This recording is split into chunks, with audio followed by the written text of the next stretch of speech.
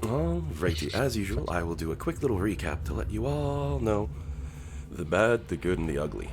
And down in Avernus, there's not much good, so as you trounced your way through the dungeon, kicking down doors and pushing your way through problems, well, not really, you kind of snuck past the first couple, you decided to backtrack just a little bit after dealing with the obsidian monstrosities.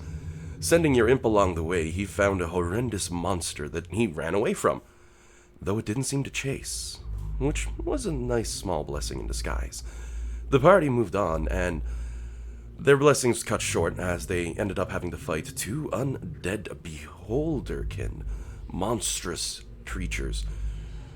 That was an entertaining one in and of itself, as the room appears to be physically locked in a state of fluctuating legendary actions, so to speak, So getting through there was a fun time, as it is now a deadly little area. But upon moving forward, the team found something even more sinister. A wall, a veil, if you will, of pure darkness that no amount of their visions could break through. The only one who could peer beyond the shadowy depths was Jade with his blind sight, but only out to 10 feet. And upon creeping forward, he was greeted with the sight of a gnarly hand, which I'll just remind you all. Gripping the wall, a huge monster. An area that sends a chill down Alec's spine, given that he's a druid and it's an aura in this area of anti-life, the very antithesis to what makes a druid a druid. It's one thing to be walking around Avernus, somewhere that celebrates death and hatred, but anti-life, that's exceedingly rare. Bellamy might also feel a similar views on this.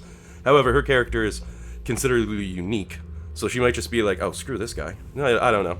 But the druids are definitely like anti-life. That's bad.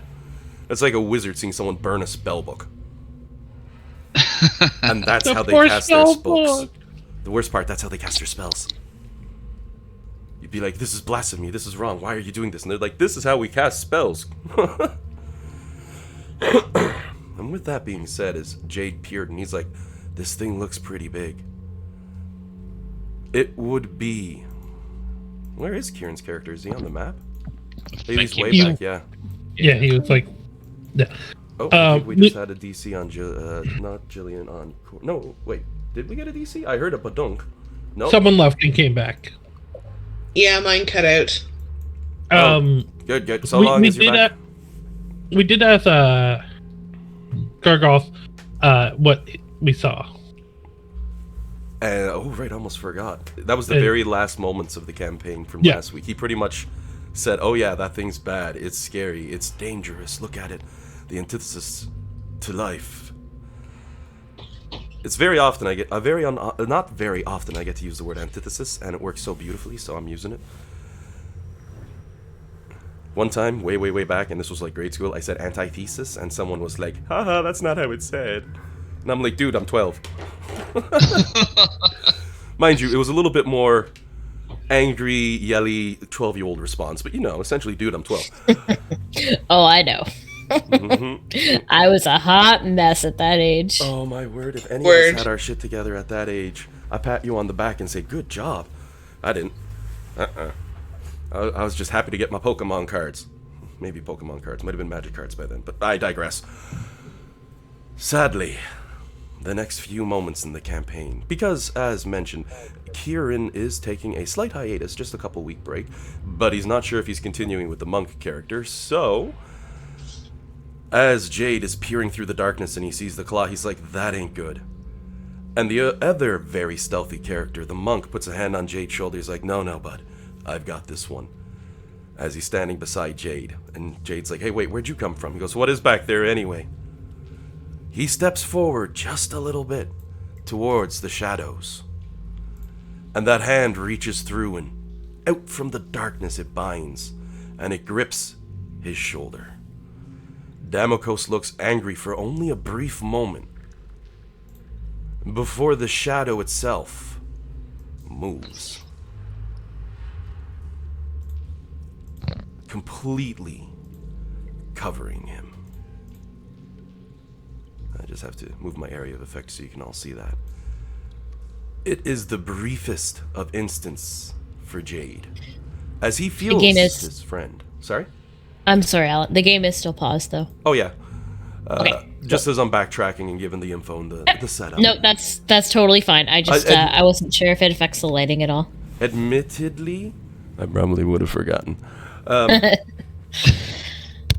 In those instants, as the shadow repositions and the darkness changes, Jade's vision of Damakos, though he's directly beside you, he fades away, removed and gone.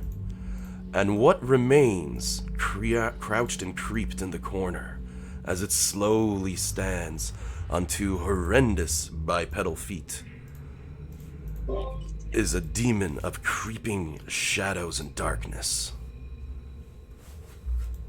Long, creepy, elongated limbs with blackened shadow pouring from them extend forward as the eyes glare at Jade, head slowly tilting as it stares at you. Now, at this point, anyone is more than welcome to do some knowledge checks. If you want to run an Arcana, that's fine. If you have hit knowledge in nature and history, that's fine. To tell what you're looking at. Nimbar scratching his head. This isn't his normal area of expertise because... Wow, he got like a 19. Alec, doing a nature check. You have advantage because you're a druid. Because this is to assist to the druid. The survival doesn't count for this check, does it? You could attempt a survival check on this one. Okay. That's the only thing I really have a decent bonus to. I mean, you get a nat 20 on a survival check. I might say you've been warned in the past. Nope. Yeah. As this monster creeps forward. Ooh, okay. Speaking of nat 20 on nature checks. Yeah, there it is. Everyone is staring at this thing, sort of squinting their eyes. Alec, you know you've seen this before. You've been warned of these things before, but you don't know why. You can't place it. But it makes your character sick to the sight of such a thing. It is truly a being of anti-life, which is what Nimbar would be able to confirm. He recognizes it. He feels the aura, the magic in the air. Unfortunately for this one, Nimbar, your Arcana skill did have a higher DC. I'll let you know in advance. Yeah, that's fair. And that's the main reason I'm pointing that out. However, you did catch the lower end of it, so you do get some of the aspects of the creature. You know what an anti-life being looks like. You've seen them. They are a mighty spawn, and generally the only way to come to or from their plane of existence, the negative plane. It's not a place mortals can usually go. And Bellamy's character would recognize a Nightwalker on sight. Nightwalkers do come from the negative plane, a place of darkness and death, anathema to all living things. Some tap into its fell power to use its energy for sinister ends, but most often, when such individuals approach the Midnight Realm, they find they are unequal to the task. Those not destroyed outright are sometimes drawn inside the plane, and in doing so are replaced by these Nightwalkers, horrible, terrifying, undead creatures that devour all life that they encounter. Generally, to step into the negative plane is tantamount to suicide, since the plane sucks the very life and soul from such audacious creatures, annihilating them outright. You notice, however, this creature is firmly shackled to the wall.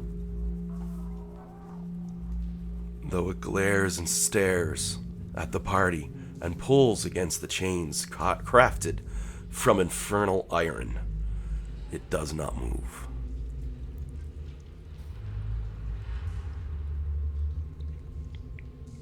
But that shadow thing is still out. Yep, directly in front of Jade. And Rhea, meanwhile, looks up and says, oh crap, is Damokos okay? What happened? Did they just eat Damocles?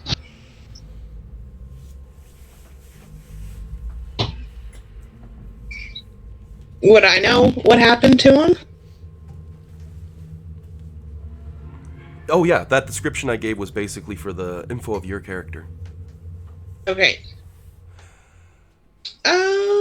I think that he got sucked up into, like, a shadow realm, like... Just Is he in the upside down, Courtney? He's actually in the Negaverse thing. Yeah.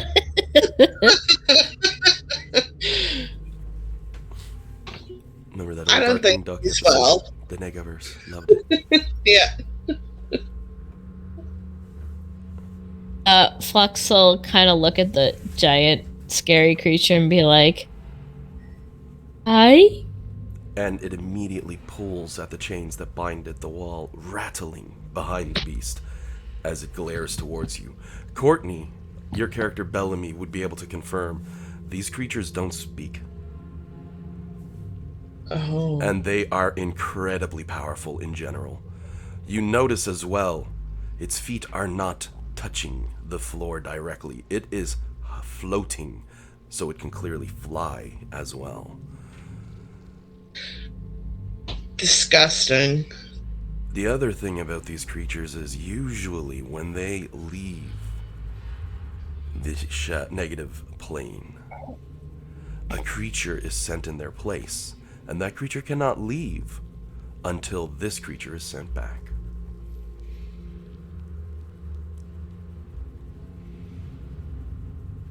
However, worse of all, if one of these creatures are destroyed, the trapped creature has no hope of escaping.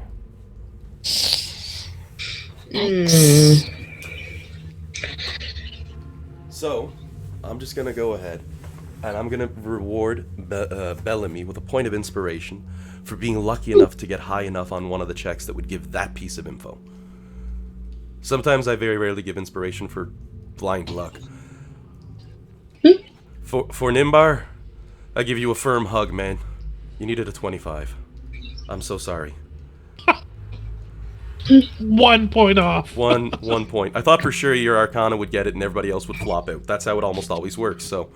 Yeah. Because, I mean, that's what you do. You get advantage, you have high rolls, and, like, Bellamy's like, Well, nope, no. 20. I have high bonuses. I don't get high rolls. Yes, definitely. Well, that was a 13 on that one, but even still, yeah. Meanwhile, Courtney's like, nope, I'm rolling hot fire in this dungeon, and drops another 20. I think that's like your third this dungeon. That's pretty awesome. Maybe second. I don't track them, but when you notice a pattern, it sticks out, and you're like, hey. I think she's cheating. I think she keeps, like, every time she rolls a 20, she switches dice because she has so many. It's true. You have as many dice as I have Final Fantasy games. That's impressive. Like, actually, no, you might have more dice sets. Do you have more than 90? Yeah, I have 107. Frig, it was close. Oh, it's close. I have almost all the Final Fantasies, and it's like 90 games. I was mind blown when I counted. But pardon me. But again, I digress. So we probably shouldn't hurt this thing, because if we kill it, then, like, Damokos is, like, he's done. So, like, if we want any shot at getting him back, then can't kill this thing. That's just cheating. Oh, shoot. I thought it was a mute. It's not working. What the fuck? Damn it. It's okay, Alan. You're allowed to have body functions. Mm-hmm. That's better. I'm good. I have a hard mute button. It's just I have a soft mute button I use, and I'm wondering why it didn't work. So one of my settings switched.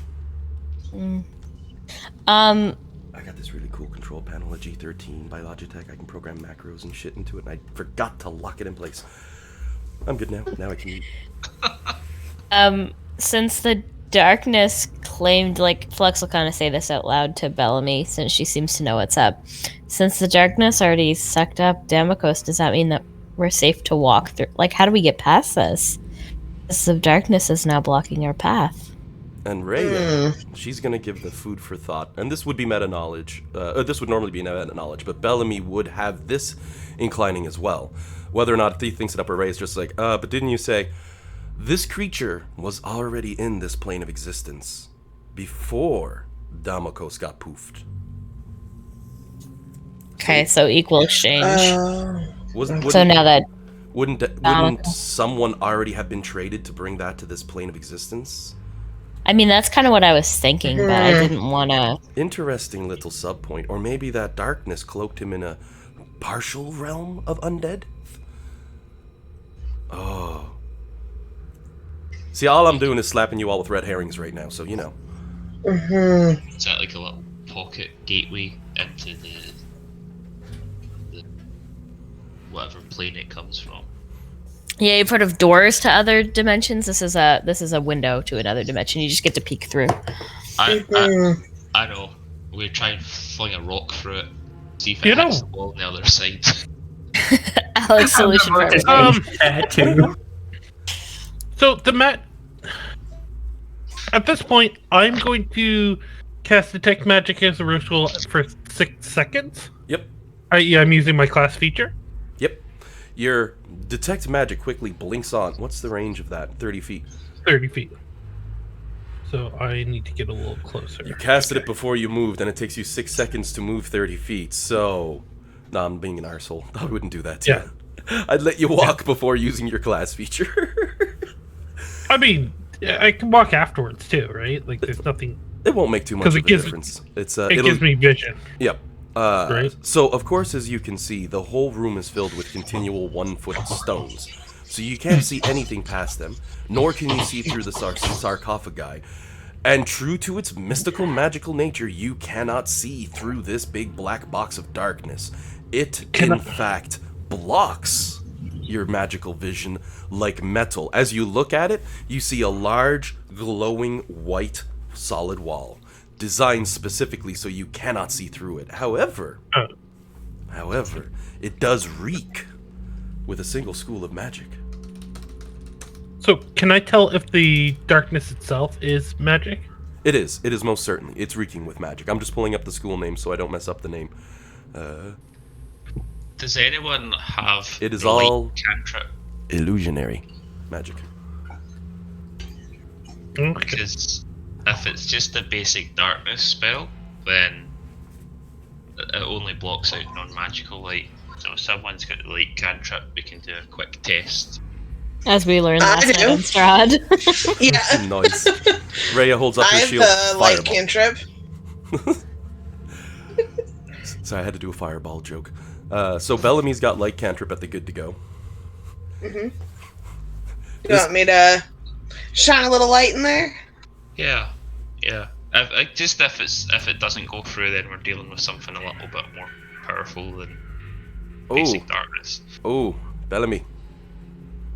Are you sure you're gonna walk into its range? Oh, am I Go in to its the other range? side of Jade. Oh, yeah, no. Yeah. Again, I'm not your I'd love to say your character just walks right up while talking to Jade. Yeah, how are we gonna do? And then whack. But I'm not that mean. So Bellamy casually approaches the barrier. Yeah, and I'll cast light. I guess just like on my hand and try and shine it through the Stone. Use a stone and throw a stone. Use a stone. Don't put your hand in that darkness, please. What? Okay, alright, okay. I'll pick up a rock and I will cast light on the rock. I can see this woman. Bellamy holds her hand up. It starts to glow slowly as she starts to incant the spell into it. Jade catches her by the wrist, holds a rock over. She pauses, gives a nod, takes said rock. It glows instead. She goes, that's... And Dean's like, cheering in the background like, yeah! Should have been a stick, though. So you have a glowing rock now in your hand. Yeah, I will give it a toss And it disappears. into the darkness. It disappears as the darkness absorbs it. Actually, no. Oh. It lands in the center area as the... How much light does that give off, anyway? It's 20-foot radius of dim light. 2020, I'm pretty sure. Yeah. So your 20 radius gets you out to about here anyway the second you have the glowing rock. You notice, before you even throw said glowing rock... There we go, wasn't letting me click off your character. As you hold the glowing rock, the light from the rock itself obliterates the darkness,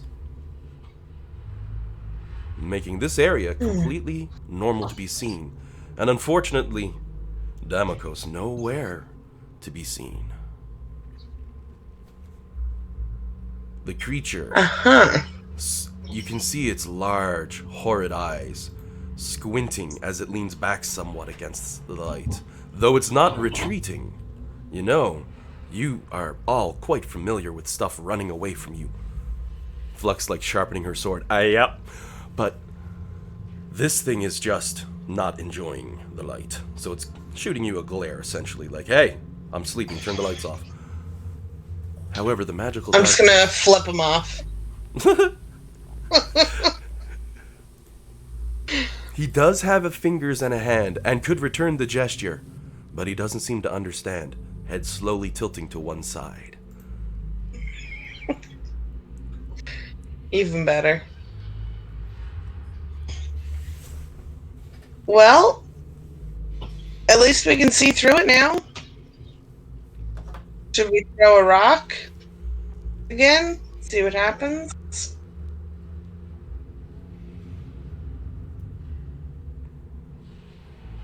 Is this you get so paranoid and we theorise that only affects living matter that goes through? Bellamy, my dear, could you put that rock under your coat for a moment, please? Are you to block the light? Nope, I threw it. Oh, you did already throw it. Okay. Yeah. Could you toss that there rock under? And she just underhands it. Nope. Okay. Can you stop the cantrip? The light cantrip? I sure can. And I'll drop the spell. Oh. Well, in that case... He just got the light setting down. I'm sorry. I'm more or less. I'm just trying to figure out if the darkness returns after light's done. Admittedly, I did that for the lulz, because all it takes in Foundry, it's so nice. I just go click, and I've got it. Actually, I can right-click and turn it off, too, which is nice. But, oh, it's so simple. I'll just have it be fun. As the magical light switches off, because Bellamy just goes, oh, yeah, no problem, snaps her fingers. The dark square returns, completely blocking any view beyond it.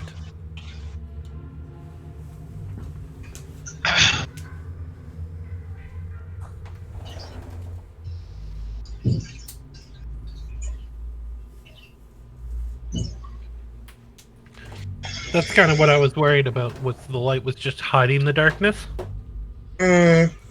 and if we stepped into the darkness, it disappeared as well.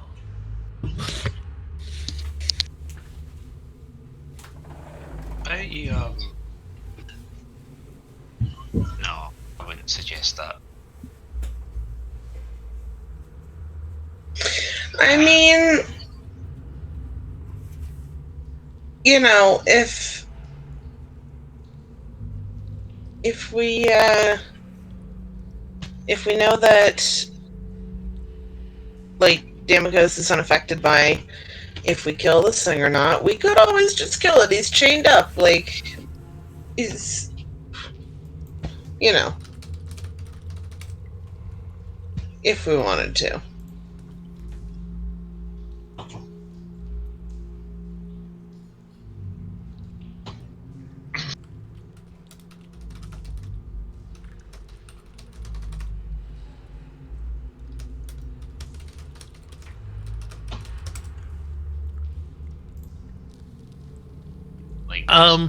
We have we tried to dispel yet? No, we haven't tried to dispel yet. I will say, though, as Bellamy's making comment about that, Ray is just going to be behind her, and I'm going to do this meme. You know, she's with you, just I was trying to find the animated one, but I wasn't quick enough.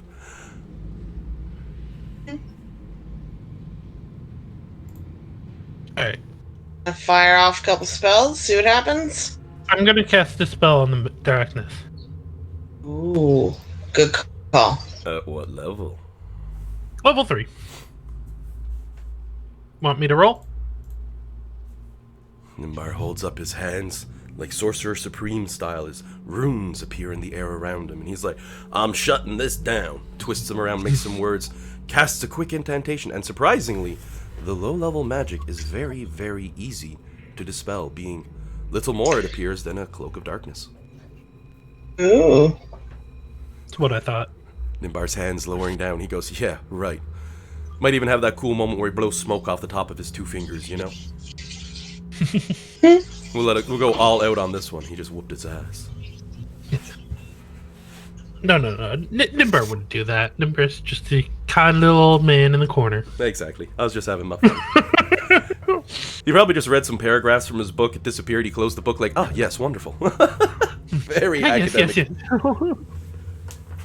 Pure, all by the numbers. All by the numbers.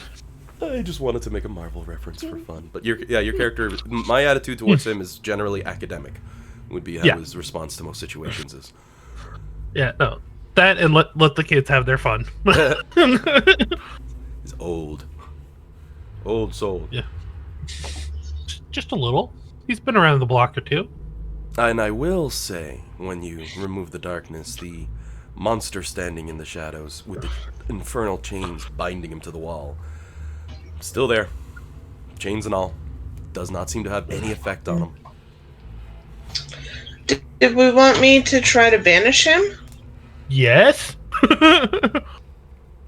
Okay. Just before you do that, Bellamy, I'm just going to take this couple of steps back. Because you can actually, be guaranteed... everyone should get as far away as they can. Are you Bellamy? Yeah, I can cast it at 60 feet. So. Then yeah, let's just all back up a little bit. Yeah. Alex just peeking from around the corner with his thumb up. Yeah, okay, I'm gonna get right in this little corner here. I think I Actually, can you do it from... hold up. Can you humor me and do it outside the room? Yeah. I feel safer if we do it from outside the room. In fact, you could probably do it from, like, around the corner. Oh, even better. Yeah. Okay. What's the duration of banishment again? It is a minute. So we would have a minute to just fucking run. Oh, is that the... Is it like... Ray looks banishment... over her shoulder, realizes everybody's effed off. She's like, uh-oh! Can banishment... Well, she's gonna stay here with Flux, in all honesty. They hold the front line. That's a good question, Dean. Yeah. So I don't think I've ever used the spell. Yeah, I definitely haven't. Banishment is a concentration up to 1 minute, and if it's not a creature of this plane after the minute, it is sent back to its home plane. Oh, okay. Alright. Okay, that's what I thought it did, like, because of the name. Yeah, you attempt to send one creature that you can see within range to another plane of existence. The target must succeed on a charisma saving throw or be banished. If the target is a native to the plane of existence you are on, the banished target goes to a harmless demi-plane and is incapacitated for the duration of the spell. If the target is native to a different plane of existence than the one you are on, the target is banished with a faint popping noise, returning to its home plane. If the spell ends before 1 minute has passed, the target reappears in the space it left or in the nearest unoccupied space if that space is occupied. Otherwise, the target doesn't return. So, like, sidebar with Dean and Courtney, if the twins got banished, does that mean that they'd go back to Eberron? Yeah. Or is that a realm, not a plane? No, because it's a material plane. The material Oh, plane okay, is I a see. different world. Okay. That's going to depend on your DM. That's the weird thing. Like, for example, there are no time wizards in this world at all. But I have a character in a different game who was. If he got banished, this would be his home plane still. Because I want to spare myself the complexities. But if your DM has gone crazy with multiverse and, like, they have a Greyhawk world or something, yeah, you might end up there. Right, so in order to permanently banish a being who does not belong to your plane of existence, you will have to concentrate on the spell for a full minute. And then they're gone. I don't know if it'll Bellamy, help Rhea, can Bellamy, you guys step out of the room too? but I'll give her guidance. Just because we had the thing where if you had a tent to do harm while in the room, things go poorly. So let's not do that. Oh, I forgot about that completely. Not really harm, but I'll step out. Let me just double check. Good catch. Yeah, it's one of those things, like, I could be being the paranoid old father, but let's be the paranoid old father. To be specific, the exact moment you cross the stairs back, that feeling of dread immediately fades. You no longer feel your body's constitution fighting against the very aura of the room. So you're fairly confident this being has some form of an aura that's so powerful when it decides to use it that it's devastatingly strong. And at the moment, just like itself, it isn't attacking you. Okay. Bellamy, you'll also remember, even though Jade stood 10 feet away from it, you will have a memory as you're leaning back thinking about your banishment spell, that these guys' reach is beyond 10 feet. They could have attacked you.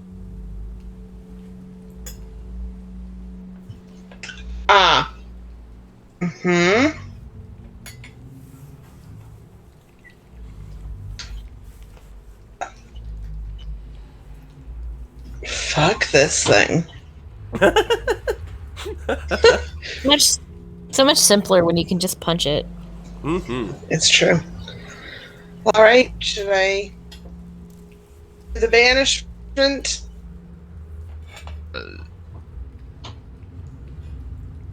On the plus side, you're fairly confident it is not charismatic. Assumed. Yeah, I don't think we should. If we've got an easy way to get it out, I don't think we should leave this thing at our backs. Imagine if it gets loose. Yeah, no. If we can banish it, let's just banish it. Alright. I'll give it the old try. I will cast banishment on it. Alright. So he has to pass a charisma 17. Bellamy holds her hands up like Sorcerer Supreme, magic flowing through the air. As a large rune appears below the monster's feet, it slowly looks down, looks back up, squints a glare towards her. Oh god.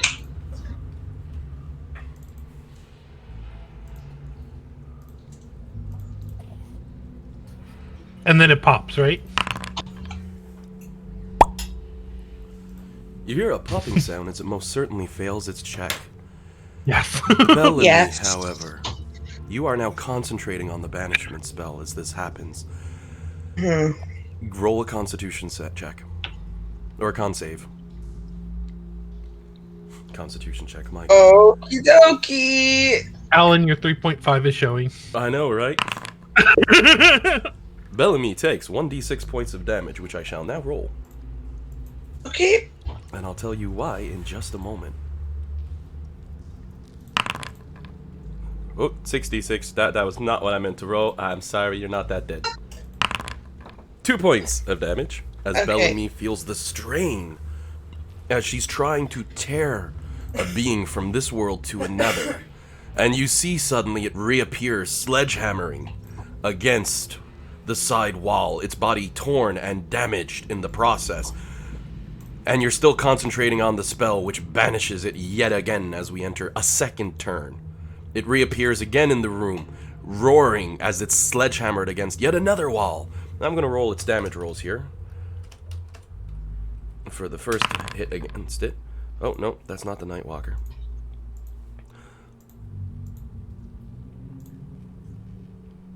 Where is Bellamy? There you are, because I want to roll it like this.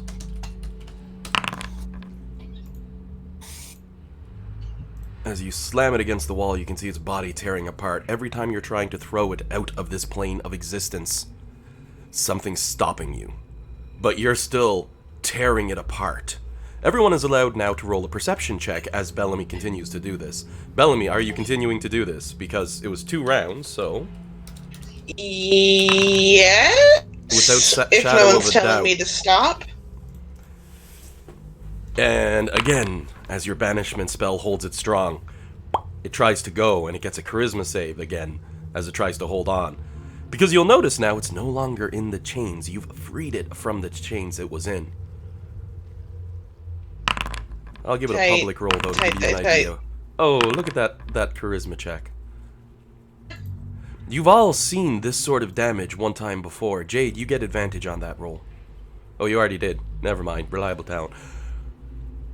Alec, however, is the first to recognize it as he sees this damage happening to the beast. Another... I did not get advantage. You just hit my reliable talent, so it upped it to a 10. Oh, well, to give yourself... sorry, I say to keep highest because of the 10 on the extra. Make sure to roll with advantage. You have advantage on this roll. As Bellamy holds the spell of banishment, trying to throw it out of this realm. And it's basically looks like now a ragdoll in midair.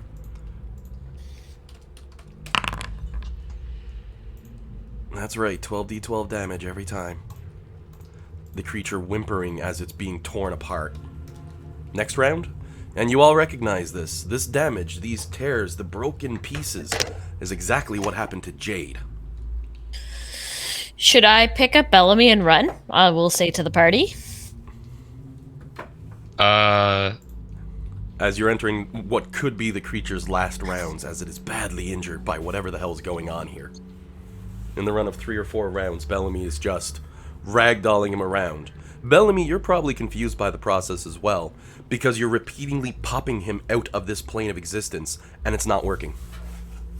Instead, you're ragdolling him, and he seems to disappear and reappear, torn up worse every time. But the injuries, The the marks, brambles the cuts... and the bay. Pardon? This is what happened to me when the brambles in the bag, right? Yep, that time you were supposed to be poofed out of this realm as well.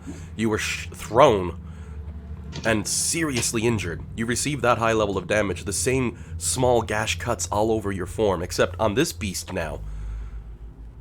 Speaking of which, next round, Bellamy's still concentrating? Yep. Alright, let me roll his charisma save. Ah, Look at that! Oh my god, this poor guy. The odds are against him. He needs to roll an 18. So I'm gonna click on Bellamy and I'm gonna roll that again. Oh! Ooh. He hits a side wall and snaps clear in half, falling to the ground. The question is, does Bellamy still hold concentration? Yes.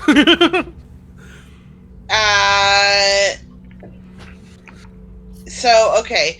So he hits the wall, breaks in half, and he looks dead. Oh, quite dead for sure. He was torn apart by the magic as you were trying to send him out of this realm, and something was preventing him from leaving, it seems. Most certainly, Oh dear. this has killed him. Courtney is saying I want to hold concentration, but I know the Bellamy would be like, "Hey, he's dead," and just drop it. And she does that. No longer concentrating. She's like, damn, guys, look at that. Hey, he's dead. Yeah. As she drops and he hits the floor.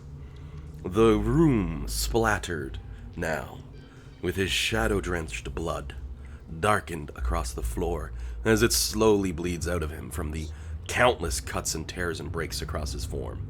A brutalized death, for sure. Ray is going to turn and give you a thumbs up. Big smile. I give her a thumbs up back. Alan, can I make a knowledge arcana to see if I can figure out why he couldn't be banished?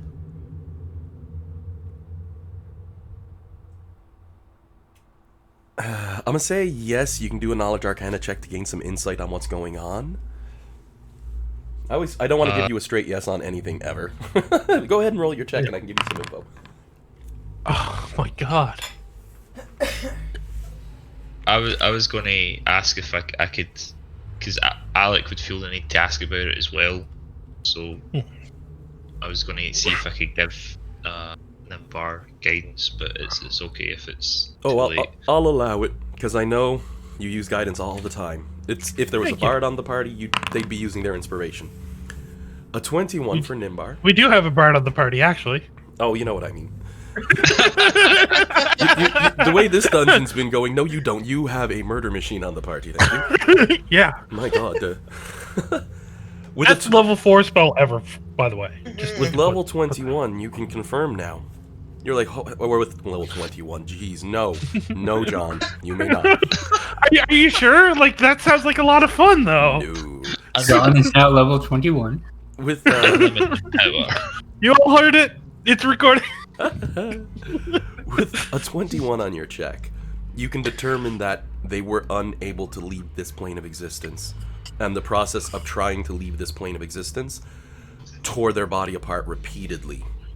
Okay. Basically what I had said, but that's you're not sure why. That should never happen. We have multiple planes. So tell me how much of this is metagame, how much this Nimbar would know. So based off what we just saw here, I can deduce that this barrier keeping us here has been either A, following us, or B, on the entire plane, because the same thing happened to Jade when he should have gone. It would also let me know that Demikos has to be somewhere on this plane, because they can't send him to another plane. Well, it can't be following us because and all of that, your character can have totally said out loud. Okay, those perfect. are deductions you've made. That's how I assumed it was fine, but I wanted to make sure. I don't know if it's something that's following us, because the owner of that magic shop just went peace out and plane shifted. Well, here's what Flux will say out loud, going off of what Nimbar said. She'll be like, "Oh, we're here for a lich, right? What if that was his pet? Again, he was trying to drag him back." Then Jade would have been on a different plane right now. What if it's the forced to sending away that causes that? Everything prevents a forced transfer of planes, but a willing transfer of planes will occur. Okay, but Demikos would still be here because I don't think he just wants to up and leave. He wants a fight.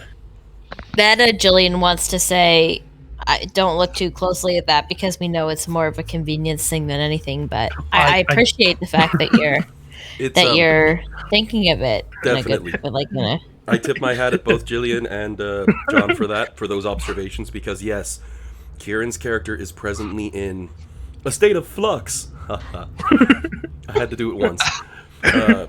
Poor Flux. That must hurt. Because of that, oh god, because of that, his character can presently fit into a number of my background plots that you all, of course, don't know about. So he'll technically support any theory that you can think up, because I might have to use any theory you can think up in the long run. Or in the short term, he may have been killed if Kieran comes back with a new character, right? Like, So Yeah. Exactly though, but your character's paranoias in game, those are completely justified and found. Like, oh well, maybe he couldn't leave because of such and such. Okay, yeah, that's that. I'm as the DM saying I gotta write that down just so I don't screw that up later. Or, you know what I mean? I do have specific plans in regards to that, and you are hopping in the right direction. But Jillian, thank you very much for pointing out. Alan might have to actually make a plot hole. Yeah, no, I realize, but I mean, this is what Nimbar would tell her. Oh god, yeah, definitely, and it's a perfect fit. Yeah, because like,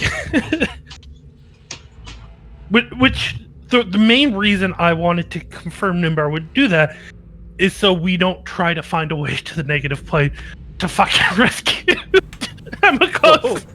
Oh, I mean, that would have been just awful. Not to talk ill of Damocos, but I don't think he has the constitution to survive in the negative plane for very long. Dude. Rhea rubs her chin as she leans over to the side of plot armor and says, well, though, he does have Key, and Key is really weird. Well, you could do that dusty trick, that's true. There you go, see? DM in the background, I have plans. Yeah. Anyway, hats off to Bellamy for that particularly impressive display. Yeah, very well done, Courtney. Yeah. Well done. Thanks. Well done. Definitely a good job. Crafting a black rose. I gave Bellamy a point of inspiration earlier, but I'm actually going to go ahead and give you a true point of inspiration for figuring out the penultimate way to annihilate him. I can use the Phoenix down and kill the enemy in one hit move. So, the way it works, if you have 2 points of inspiration, you can freely give one away to anybody except Rhea. Ooh. Okay. Because I generally give a few of them now, and people only use them when suddenly they realize, oh shit, I could die here. And it's awesome. Yeah, we use them a lot for saving throws. I think Nimbar is. I think everyone but Nimbar has one. No, Flux used hers. Okay. Give it to Flux. She has selfish inspiration still, but not the regular type. Give it to Flux, whatever. Yeah, You I'll, use it more often than I do, so. Yeah, I'll give it to Flux just because she's usually up in the business. Yeah. As I mean, you pass can the have it if you glowing- want, John. I really don't feel too strongly about it. I just wanted to correct you and say, yes, I actually don't have it right now. I did. Yeah. Yeah, no, give it... No, I honestly say give it to Flux. Flux will use it more frequently than I will. Okay. I'm very bad at hoarding them, because, like, my other campaign, I don't get them much. So, I love inspiration. It's such an easy little, oh my god, that was brilliant, here you go for a player. Rather than just patting you on the back, I can give you a true pat on the back. The DM, like, gives you a shove forward. You can do it. Yeah, like, the last time we went to give it away, we made the bad joke. It was great. Oh, I remember, yeah. Yeah, that was a bad joke. It was beautiful. I loved it. So as You guys Bellamy did it, but I did. holds the glowing token of inspiration and passes it over to Flux, Rhea blinks a few times, says, I want to know what that is, and the party's like, don't worry about it. She's had one once, because we were Once. doing something really cool with her. And it was before she was turned into a sidekick. Because, you know, she's strong enough. I'm like, here's a Vorpal blade. And the party's like, give it to the NPC. The DM leans back in his chair like, what have I built? This is deadly. Someone on Reddit sees Rhea, I'm in trouble. And then I'm like, okay, this couldn't get worse. And Disney's like, no, we like Rhea. We're going to make a movie about her. Oh, yeah. Rhea and the Dragon, I think it's called. Yeah, me and Jillian watched that trailer last night. What is it? I think it's Friday night. My wife just told me the name of it. I don't know what it is or what it's about. The next Disney movie, it's called Raya and the Dragon, but it's Raya, so it's close. But I think she actually pronounced Ray it. and the Last I think Dragon. I think she pronounced it Raya, and actually at the end of the trailer she said the name. oh, awesome! I But only it's read it. R-A-Y. Yeah. Raya would sound like a better one for R-A-Y-A. R-E-Y-A. I say Raya for that one because Yeah. R-E-Y for Ray. That's my guess. Someone's gonna correct me and be like, "No, it's Raya," and I'm like, "Oh, what?" Be like Scandinavian. I'd be like, "No, it's not." And he'd be like, "Yes, it is." Skull. What? Well, Should we head on through? I think that's a good plan. Let's see if the feeling of dread is still there. No. I will also say, as it was flung around the room, when it came close to the stairs, you would feel that feeling of dread flowing with it out into the hallway where you all were. But then when it flew to the other side of the room, so you can also most certainly discern that it was coming from its live form. Okay. I assumed as much, but I'm not sure Nimbar would have, so... Yeah, Nightwalkers have an annihilating aura within 30 feet, so I was having fun with that. Players are like, wait. Annihilating aura? Love it. What? So... It's been a minute, so I still have 9 minutes left. Do I see any other magic? The No. 30-foot radius. The room is completely devoid of magic. And are you walking to the end of it? I mean, unless I see magic, I would be, yes. Alright, in just a second. Oh Take a god, look what at did your I try? character sheet. Guys, I may have triggered a trap. I'm sorry. He's saying he's looked back, hands up, but I may have triggered a trap. I'm sorry, but I don't see anything over here. Where did I trigger the trap should be the next question. You Give were me one so second, I gotta careful. knock at the door. I know. I know, I don't know why I stopped being so careful. Did you at least carry a rock to throw? I mean... Everyone, make sure they have a rock. Rocks and sticks. Everyone should have a rock and a have a- stick. I get a little item. Throw the little item. Create a non-magical trinket. I love that spell, for the record. Prestidigitation. It's very useless, but at the same time has so many effects that you can use.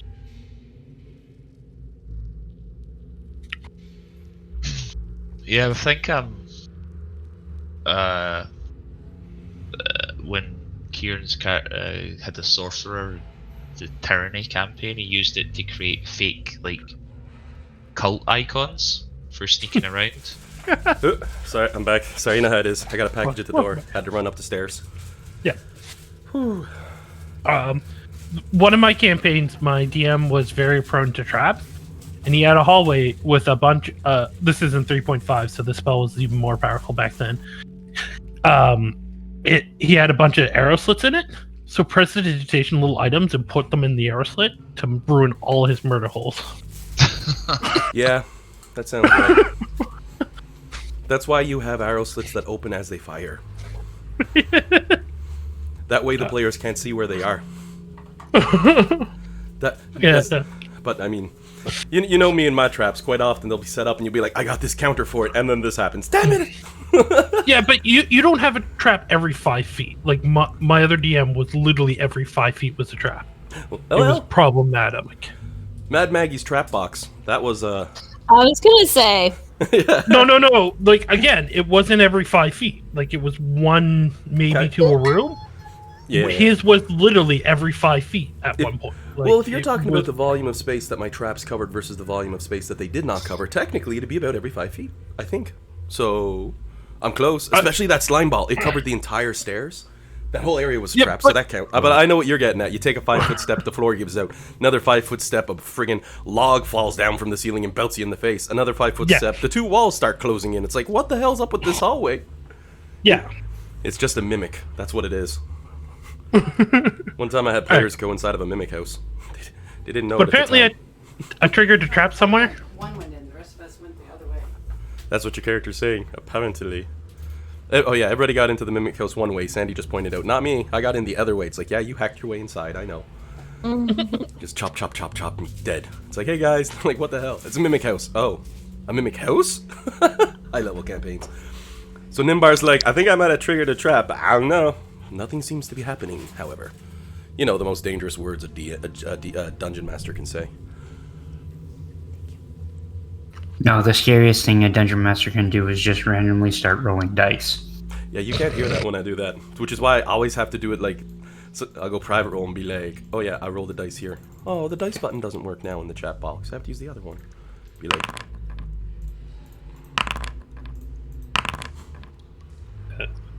Alright, well. We can clearly get to the end of the room without killing us all. Maybe we should start looking for traps again, though? Mhm. I don't want to march in here. Where? Nimbar's all the way up. Okay.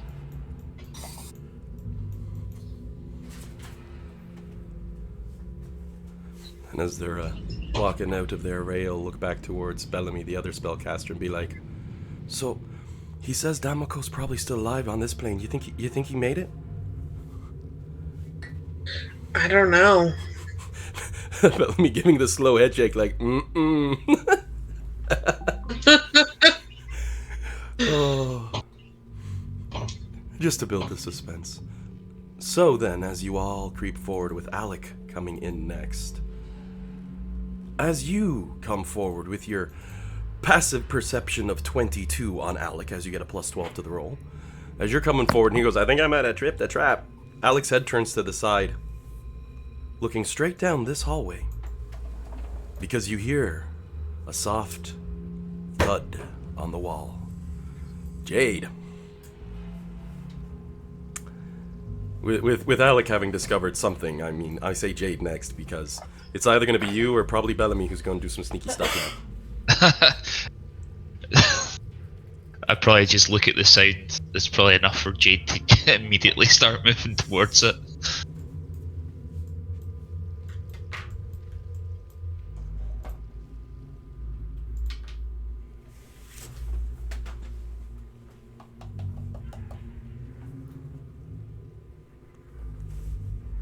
And true enough, Jade, with you being as close as you are, because I'm willing to bet your passive perception has to be up through the roof.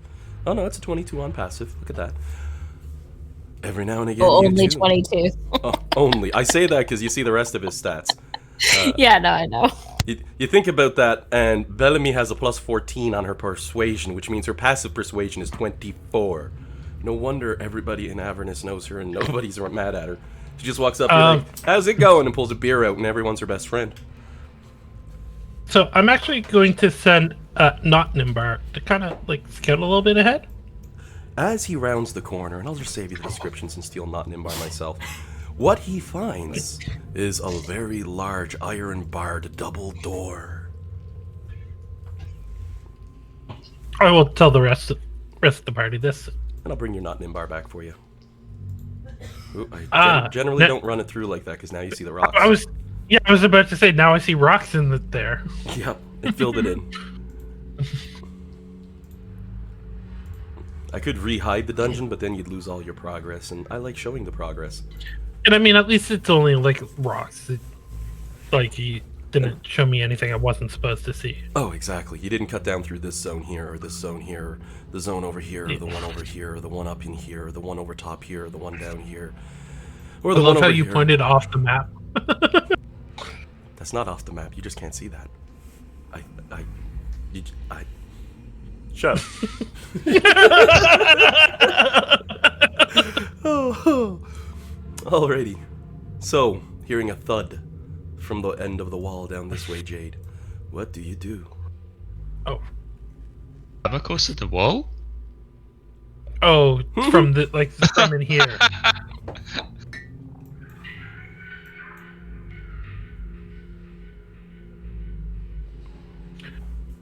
Oh, what if he got?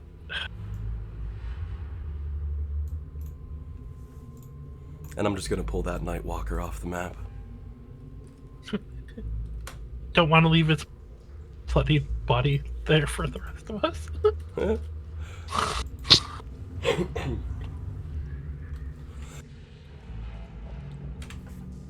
Hey, wait, can a Nightwalker be used to make poison? Well, as the anathema to all living things, probably.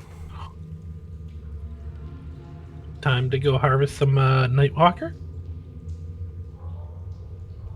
Well, I was wondering that, because I do have the poisoner's kit that I can use.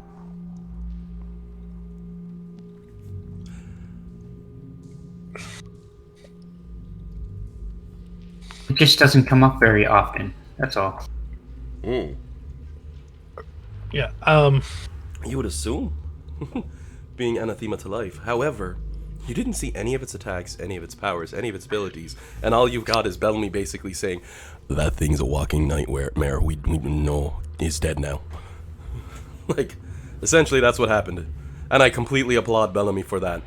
Some people might be like, "But it wasn't fighting," but I'm like, "Nope, that's a destroy on sight sort of enemy."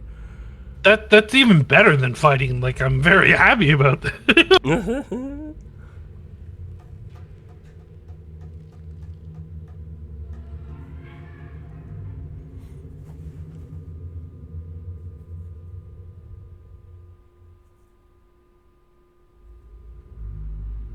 So we hear the thud on the other side of the wall. What do we want to do, guys?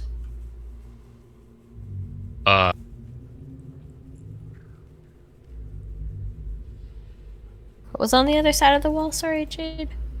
We can hear a thumping from the other side of the wall, and that's No. where that beating heart, lungs, heart thing was, and we could hear the thumping before. Yeah. Sorry, go ahead, Dean. I was just going to say, is the wall solid? Like, it's not going to pour in?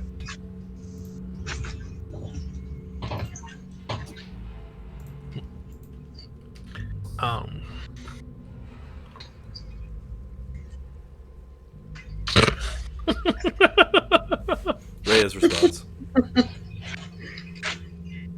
Now, is it meta knowledge to know that's about where the thumping was? You could roll an applicable knowledge check to see how well you've tracked yourself thus far in the dungeon. As you recall, in previous dungeons, you've actually had a cartographer at points with you, tracking maps, so you're able to take advantage of that.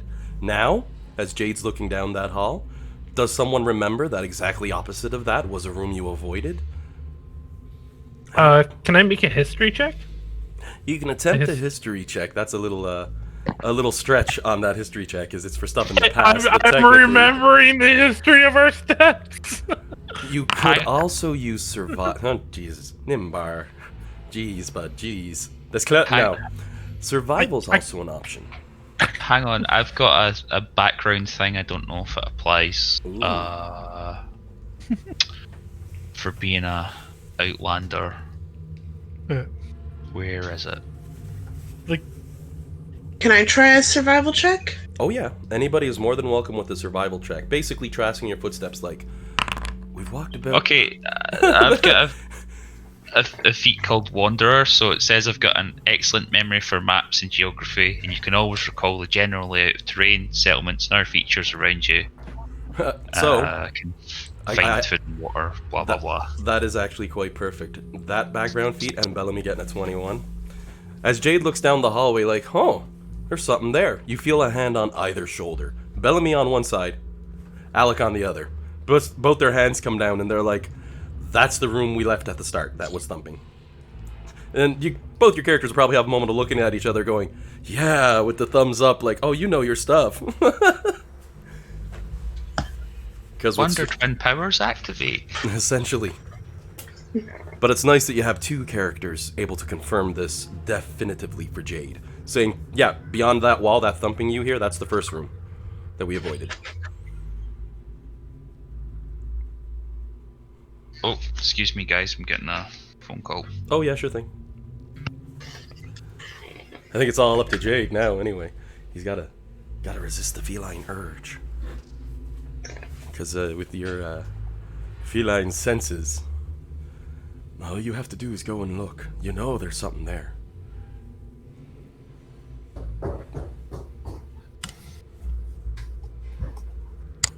No, we decided to avoid that room, so I'll go with the avoiding that room. The hardest moment of the dungeon for Jade. He turns his head away from the secret with a nod, saying, okay, let's go. Well, two of them came up and put their hands on their shoulder to stop me, so... With the quick warning, that's where we started. I'm pretty sure I can outrun it. I mean, it didn't chase the imp, so...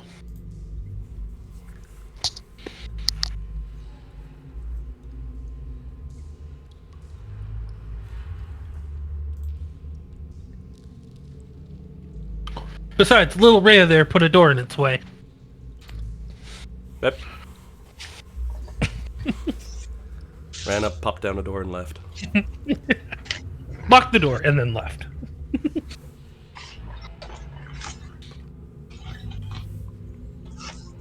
I think I put that on the map. Yeah, I did. Yeah.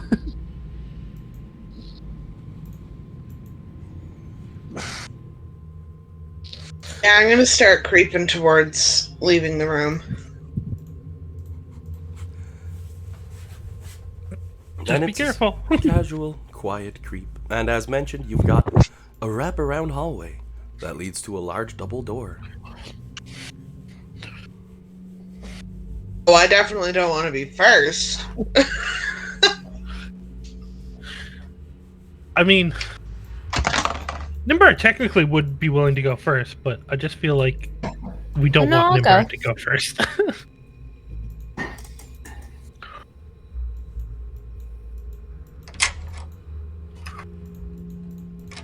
Oop, Nope. that was me. I clicked the wrong button somewhere. Don't mind me. I know that makes a sound for everybody. I right-click to drag the map. I right-click to change a door to locked. Yep. And Rhea, of course, is following along at the front of the line with Flux. The two highest armor classes. That's how this works. Though I will say, you traverse this hall without any trouble to get up to that door. No traps seem to swing forward. The ground doesn't cave out underneath your feet. Spike roof does not fall on you. Poison arrows darts do not shoot out from the walls. Nor do you get crushed by boulders or sliding staircases. All of which Rhea is saying as you're walking forward.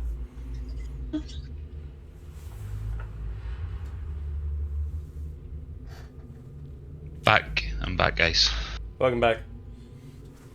They are creeping forward towards the door. Which, of course, Jade is locked. Firmly so. Giant metal door. In fact, what's interesting is you peer at this door, just at a glance, before you start rolling your checks and doing your things. You can clearly see that this door slides into either edge of the wall. There's no hinge mechanism for it to open. But I'll get more into the mechanics as you start to look into it in more detail. As of right now, I'm just popping out the info anyone would see looking at a giant metal slab in your way.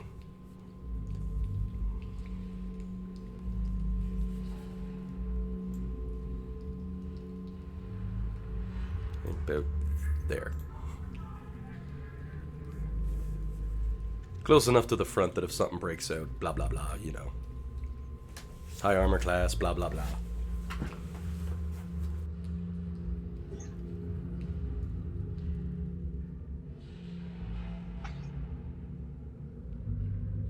And that door is locked, you said, or we haven't figured that out?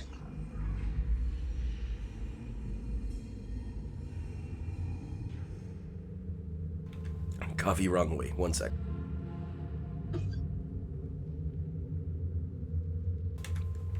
I know I Wait. jokingly sometimes say I inhale coffee, but not like that. The door does have some mechanisms on this side that can be interacted with, like a keyhole would. The door itself is designed to slide upwards, as Jade will be able to quickly confirm. He's my go-to for dungeons, right? He's like, oh, it's an old i88-865 model. Oh yeah, these babies, these are built to be damn near indestructible. Jade's probably smiling. Damn near.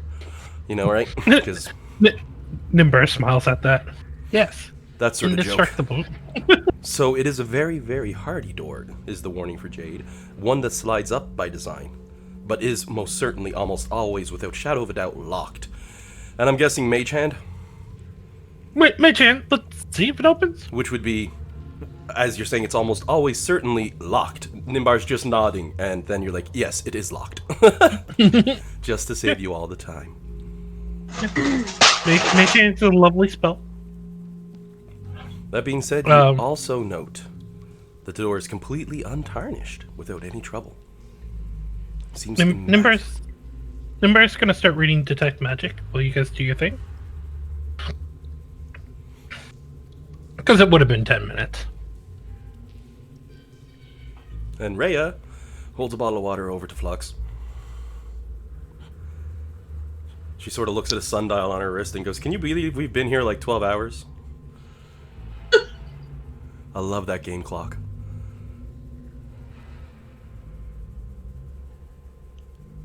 Was it 7? You said was when dawn occurred?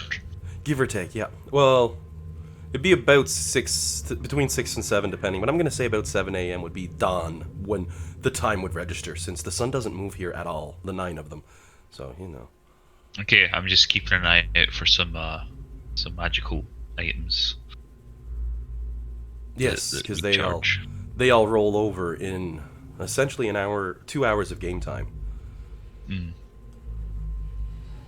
Should we? So check for If traps we- first? Or should we be good since you mage-handed the door already? Ooh, Jade caught that one. I'm sorry, Courtney, were you about to say something there? Oh, I was just gonna say, like, if we've been in here 12 hours, should we maybe, like, keep an eye out for a safe place to maybe crash for a little bit? Are we concerned at all about that? I don't know. It's something to bear in mind. I'm still good for a little bit. Okay, I'm getting Yeah, low I'm- on spirits. I'm getting a little bit low on spells, but I'm still good. Like, if anything were to happen, I'm still good. But just throwing that out there for us to keep in mind. Rhea rummages through her bags. I'm getting a little low on bottles. Jade! She's an infinite source of jokes for me. Not good jokes, but jokes. Who needs good jokes? Once I get the bad guy NPCs back on the board, they take care of all my good jokes.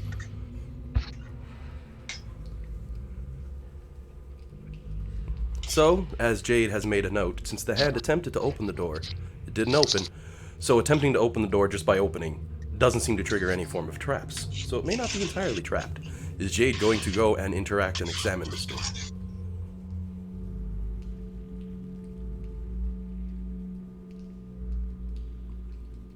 Because the rest of the party, they're having that moment of, well, it's a quiet hallway. We've been here a while, a little sleepy. And they're all just sort of leaning against the wall, sitting down, taking a moment of, oh yeah, I got some jerky. This is really good jerky. And then Burst just book. Yep. Flipping through the new spell book like, oh my god, leans over to Bellamy. You see this one here? And she goes, yeah, sure. Okay, no, not my style. Oh, I thought it was just ritual casting detect magic. Oh, sorry, I thought you meant you were flipping through the No. book for fun.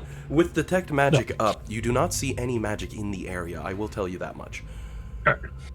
The door Alright. seems mechanical in design. Alright, no magic on the door. Jade, my good friend, would you mind?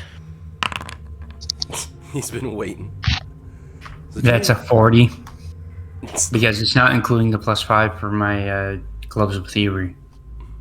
Jade walks up to the Jesus. door and just yells open very loudly at it, and you hear a click. I mean, why not? It's a bloody 40. The sonic Open vibrations of his says voice. me. Yeah. What you all didn't see was how fast his hands moved and opened the door. Just click, click. He goes, I see how this lock works. It is an old II-586. Yeah, I got this. It's going to be an easy little switch. Open says me. Click, the door opens. But just because Jade threw his hand forward quickly. I don't know. It is now unlocked, and you could lift it to get inside to the next room. But, by this door's design, it will close itself once you move out from underneath it. The gravity itself pushes the door back down into place. So you're literally holding it up if you open the door. Right now it's unlocked, however. So, this time, the sound effect is accurate.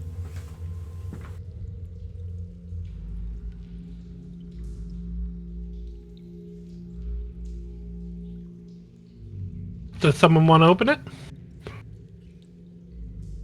If I not, will. Nimbarco. Oh, yeah. I'll. Oh, and before I forget, as you physically touch this door, one thing you note is how incredibly cold it is to the touch. Not that it's freezing, but it's definitely cold.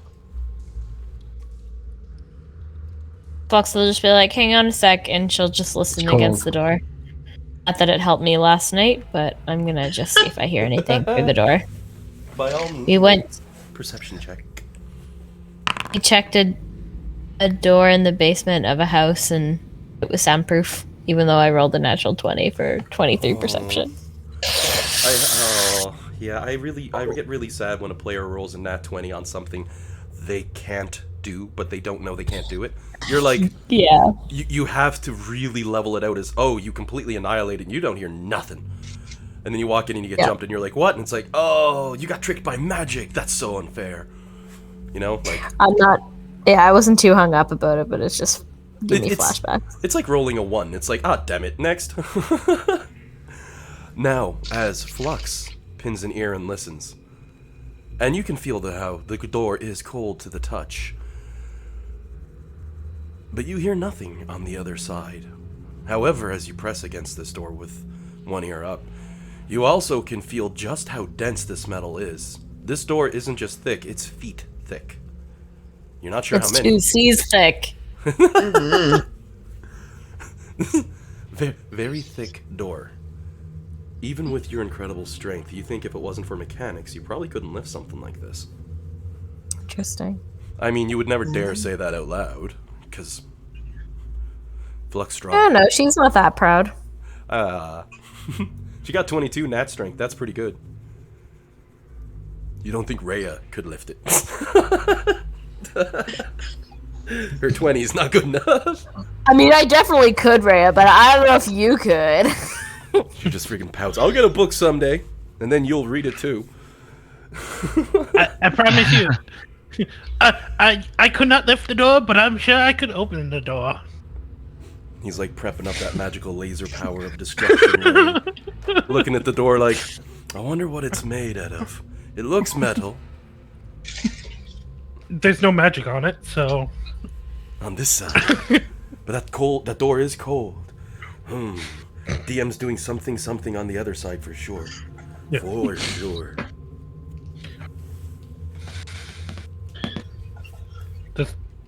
All right. Flux, would you mind opening the door?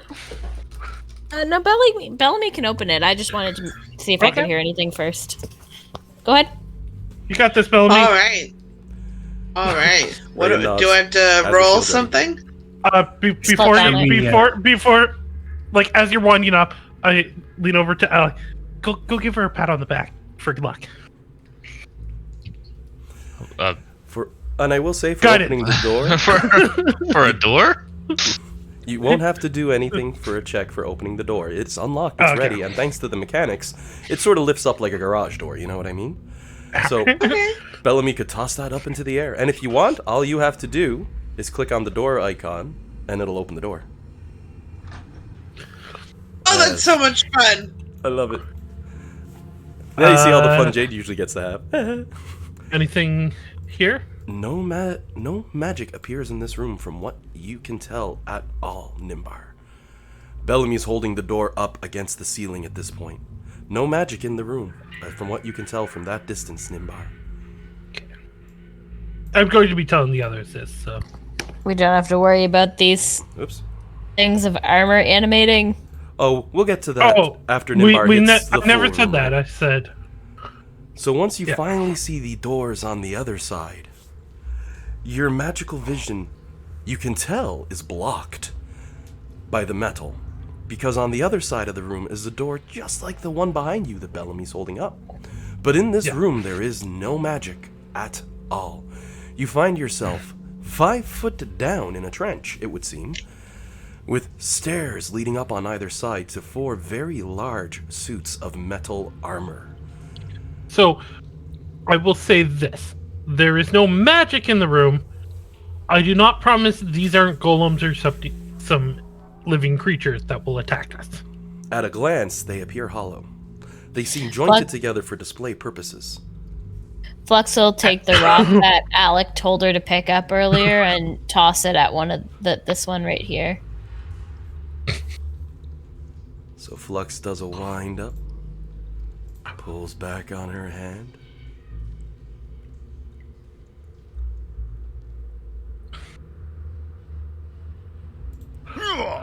Yeah. throws the rock. Exactly what Flex sounds like. Yep. In that I one just- instant.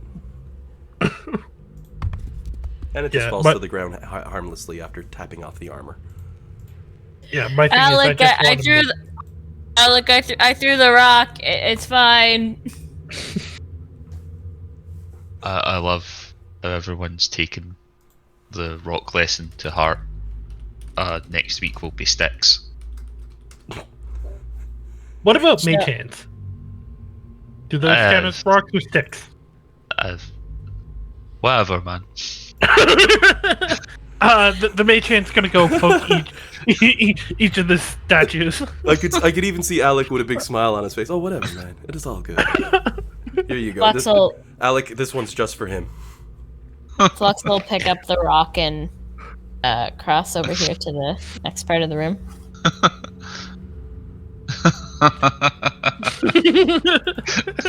Flux has no trouble crossing over to the other side of the room. The halls echo. However, I will note as you walk through this room, it is quite chill in here. Very cold. Not to the point that you're shivering or anything of that sort, but 5 feet up on these trenches you walk across looking at the faces Wait, of the armor. You notice they are mostly hollow, and in fact, from chest waist give or take down, are part of the stonework of this room. They appear carved and feature made. Each one, however, carries a very demonic helm, fully equipped with front griddle and jaw protector. Is there a source of the cold? Not that you can sense. It appears to emanate in this room. I do have a quick question. Alec, your white dragon scale armor, does that give you resistance to cold? Yeah, but my shield gives me immunity to cold. Ah, okay, so we're all going, it's kind of chilly, and Alec is probably there like, it is? Are you sure? His druid circle is also Arctic because he lived near some super cold mountains. So, you're really like, are you sure it's cold?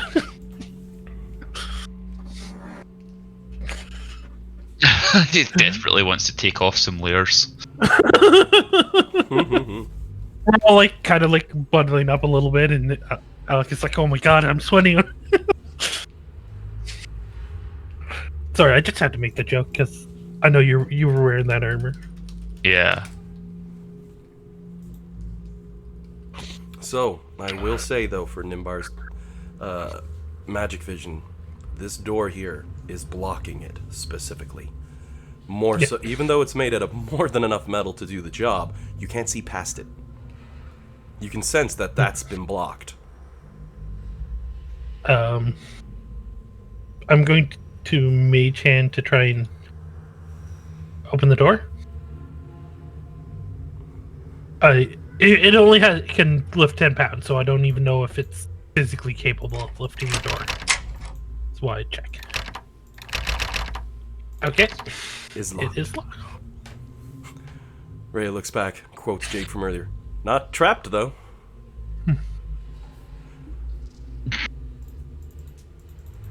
Nimbar will look at Jade, by the way, and kind of like give a little head nod towards the door. And Bellamy, who's been standing there with her arms up holding the door in place. I'm gonna keep on standing here until we have a new exit, because I don't want to get trapped in this room. Jade's trying to figure out a way to jam that door up so that we don't get stuck.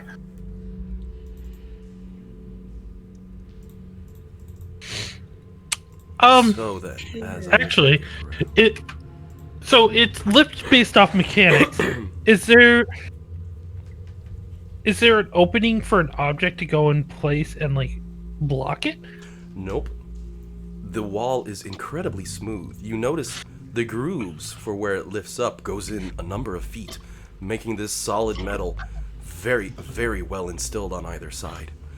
You also know, given the sheer size of it, a rod this long. Just think about lifting an I-beam. I'm going to put this question out there to the players. Can any of you lift an I-beam?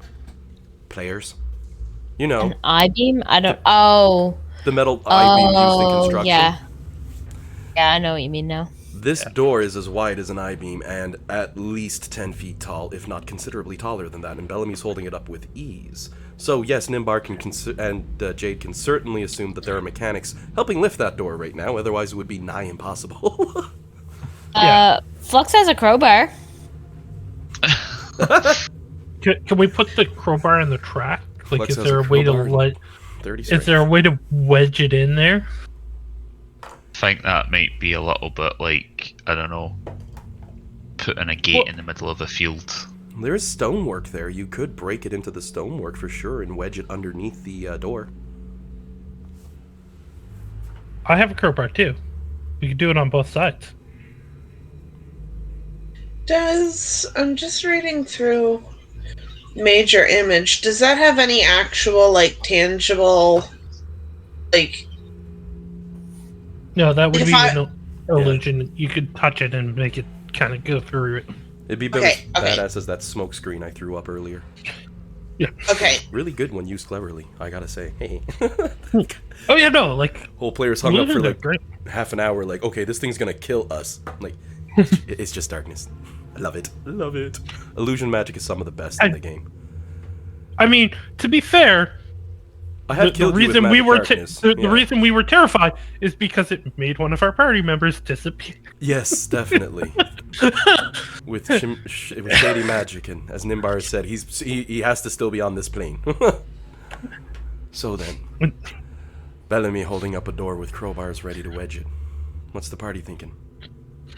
Flux has crammed a crowbar in there. Alrighty. Yeah. Nimbar will pass her his because he's probably a little short. All crammed in bars in on the other side. So essentially, Nimbar puts a crowbar and he goes, "Yeah, this will hold it up. Don't worry." And he looks over and he sees Flux putting hers in place. He takes his crowbar out, just holds it up to her. Exactly. It's like, right. There's a whole like extra 3 feet I have to worry about here. alright,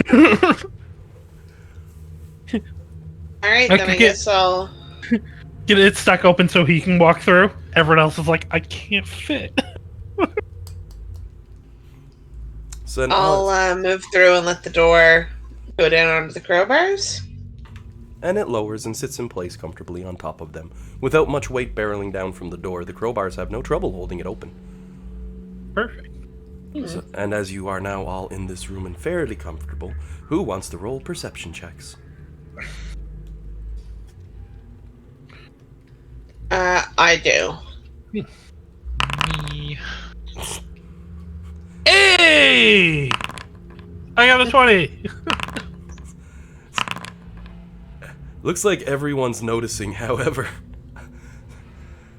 So, as you all walk into the room, Nimbar is looking, and everyone's like, "Oh, hey!" Nimbar's just running forward. No! Leave this one to give me this one, mine. As he runs to the middle of the room. I'm just moving your mini a little bit myself here, just to indicate what I'm indicating. The square here. There's something about it. You can sense that this is hiding some form of a trap. Meanwhile, Jade's probably already pulling out his thieving tools and stuff. He's like, "Yeah, I got like it. Is that a 22 or a 27? Because you get the +5 on that you were talking about that the game was ripping off? No, the No, plus no. 5 is only for It's 22. these two. Okay. Everyone can see that there's something up with that crack in the floor. But because I mean, wow, y'all rolled awesome. Not including Rhea, she's just sharpening her sword. Y'all rolled awesome, so fucking bully, right? Nimbar finally sees something. But you can tell that that's hiding something. That's not natural. It could be interacted with, maybe opened or moved. Oh, if Jade is approaching it, I will give him guidance. And then Nimbar is going to go up. Okay, which roll do you want me to do to check for traps?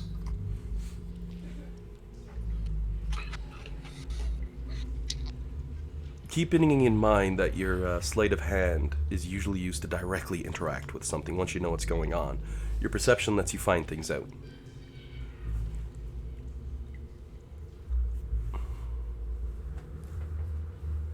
because you did get perception to just basically quickly scan the room, which is what that first one was. Now you're directly interacting with this object. You could just jump straight in with your thieves' tools and start seeing if you can pop it open.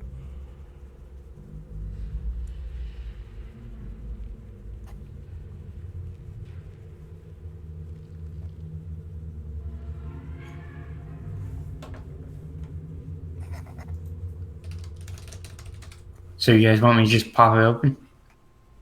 Trust you. This is Jade's area of expertise. Jade, meanwhile, balancing the odds. Just make sure lifting it's not going to cause the trap to happen.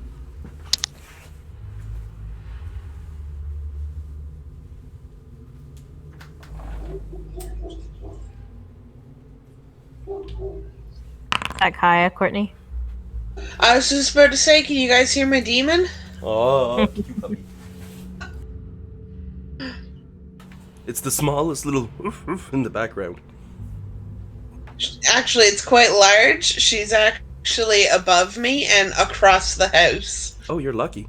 If it's only carrying that much to your mic. Big dogs, right? Yeah, she has quite the booming bark. The in-laws have big dogs too. They're awesome. You should post a picture of her. Okay. Mostly, like, I'm the biggest sucker for puppies in the world. There was a picture posted earlier. I was gonna say, Yeah, when but she was talking about that's only rabbit. one. It's like throwing up pictures of the dice. It's like, okay, we need these in triplicate. Same with the dogs and the cats and any of the pictures of the cute things. So, well, Yeah. Courtney's grabbing a nice picture. Jade, meanwhile, let's move your mini forward as you are now interacting. And Flux, are you staying by the door? No, I'm gonna go back up to the platform. I don't want to be in that Oh. trench. Walking right up and checking out one of them statues, are you? No, I did that by accident. I I'm figured I'd check. intentionally keeping a wide berth. As mentioned, they're mostly sealed into the wall, but the top of it is designed exceedingly well with high mechanics. Jade, however, as you pull out your thieves' tool and slide your knife around the edge of this block and give it a small press, you feel that it starts to actually lift. The whole block coming up. With a little bit of a twist, you can continue to lift it out. Do you?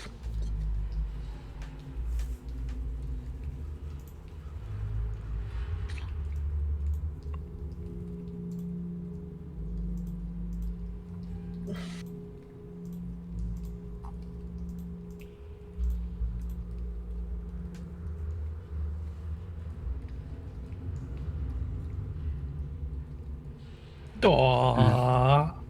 Oh, it was her birthday the other day? It was January 25th was her birthday. Aww. Oh, that's Yeah. a good girl. She's so adorable. Yeah, she just turned 4. I love that face. That's the dog's face of, this is for me, but why do I have to take a picture now? Let me do my fun stuff. Yeah, and she's so good. Like when I put something down and tell her to leave it, she just kind of sits there and looks at me, and she's like, "But I want it. But I will listen to you." What a good doggo.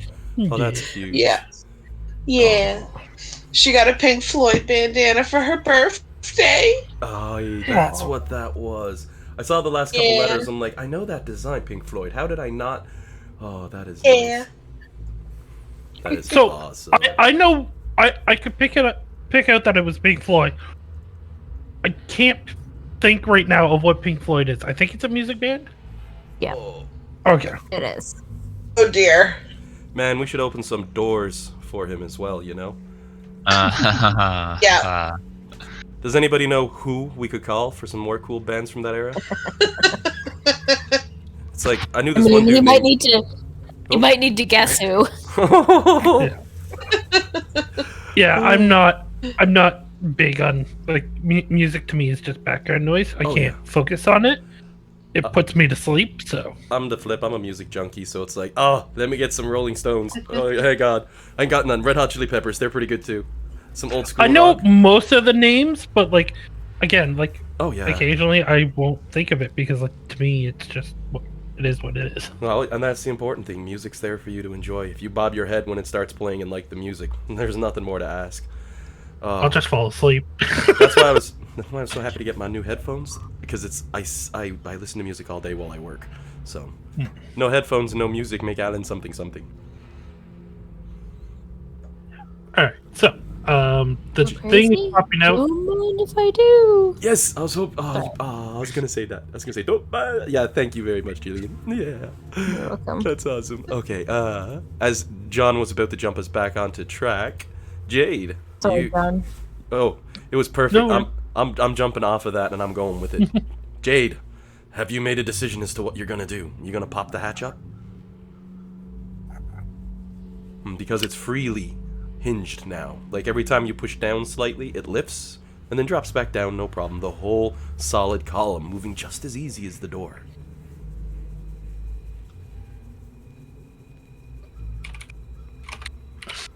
Do we really want to know what's in here, guys? Yes. Can't believe that question just came from Jade.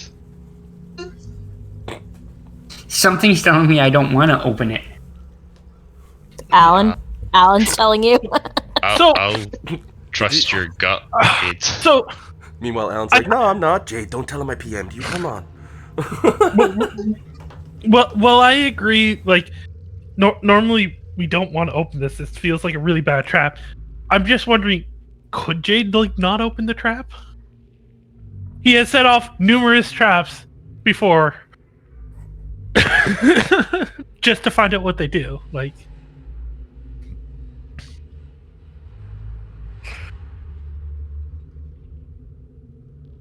Ah, hell, I still have 6 more lives. I open it. Oh, well then, as Jade pulls down, catches, and pulls up on it, give me a dex save. Oh boy. Good save for you at least.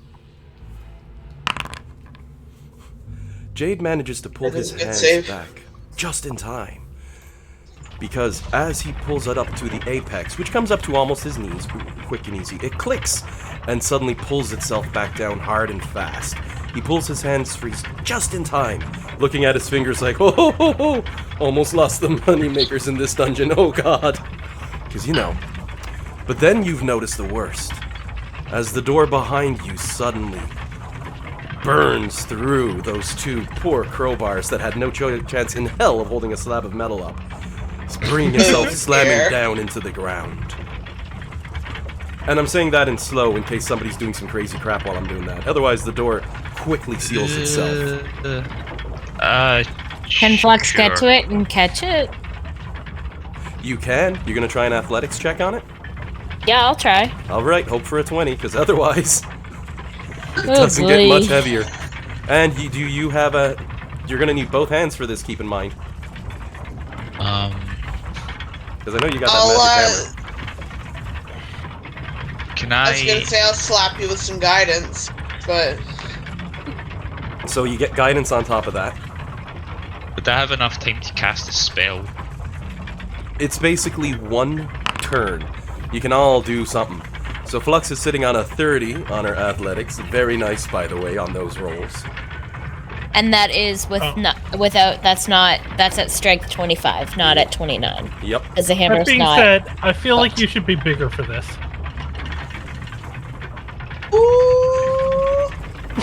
Does that give it advantage on it? Strength? I- Advantage, yep. Yeah. I figured it would just be advantage with that sort of setup. So go ahead and give another roll and see if you can actually beat your, what was it, 16? Yeah, probably not. But yeah, you try. Be awesome to see another 20 today. There's been enough of them. I'll just roll a d20 and see what happens. Yeah. Oh. But, Giant Flummonoxus, as you make it to the door, It also this is a- increases her carrying capacities. I hate to say Oh. it because everybody has inspiration, but a point of inspiration to our wizard friend. Because... Hey, if Nimbar didn't have inspiration. Oh, I thought you did. Well, you've got it now because if she was not enlarged, and I'm gonna just double up on Flux's height size here on her token, because she's now bigger than that. If she was not enlarged, and I'm gonna close the door well, no, it blocks the light. She would not have been able to hold up the door regardless. And rolling a 30 total, Flux grabs it with both of her hands as she enlarges in size as the whole party sort of rounds on that moment, catches the door, and the ground beneath her feet cracks somewhat as she starts to lower. You know, as you're holding this door up, if you get less than 30 on your check, it's going to start to drop. But you're good for this turn. Do I have enough space to put a 5-foot pillar under the door as well? You could try and With squeeze Flux one in. Flux being enlarged, I don't know if there's enough space. And I will say, worst of all, Flux, not only are you holding up the tremendous weight of that gigantic piece of metal slab that I described, but you get a flashback to the trap box. You remember holding a spiked ceiling up that was forcing down on you, as opposed to just falling. You can remember the weight of gears pushing, and you feel it now with this door. It hasn't been released, it's being shoved down. Okay. I'll tell them. I was like, I can't. Do you guys want me to let go? I can't hold it for long. Admittedly, the rest I'm gonna of the run team over. could make it out the door in this one moment. I'm gonna run over to this door and try and open it. It's locked firmly. You could try a sleight of hand check to try to unlock it. If you have thieves' tools, you could get the bonus for that. I don't have thieves' tools.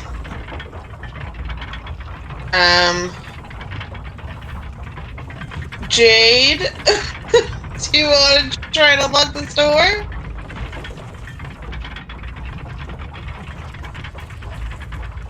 And I just realized I messed up on a piece of the map I have to quickly fix, but I have a second I can do that.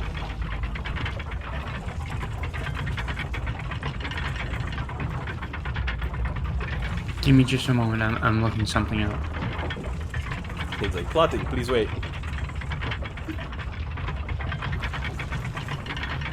Windows has crashed. Please wait. Oh. Oh, lovely. Oof. No. Windows has crashed trying to figure out what to do. Okay. No. I was making a joke.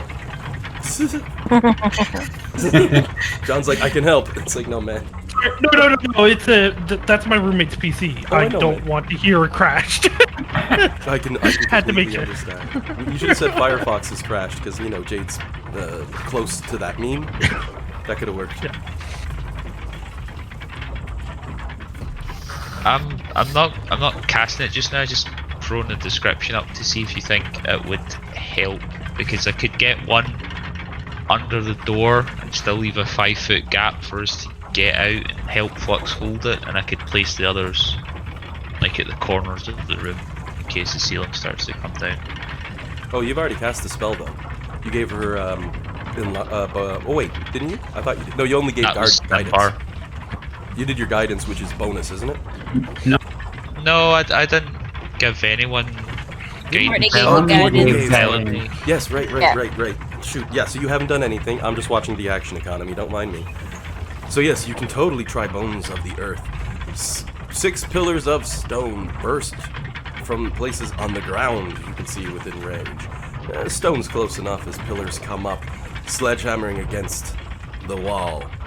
Now let me see here, AC 5, 30 HP. Blah, blah, blah. Okay.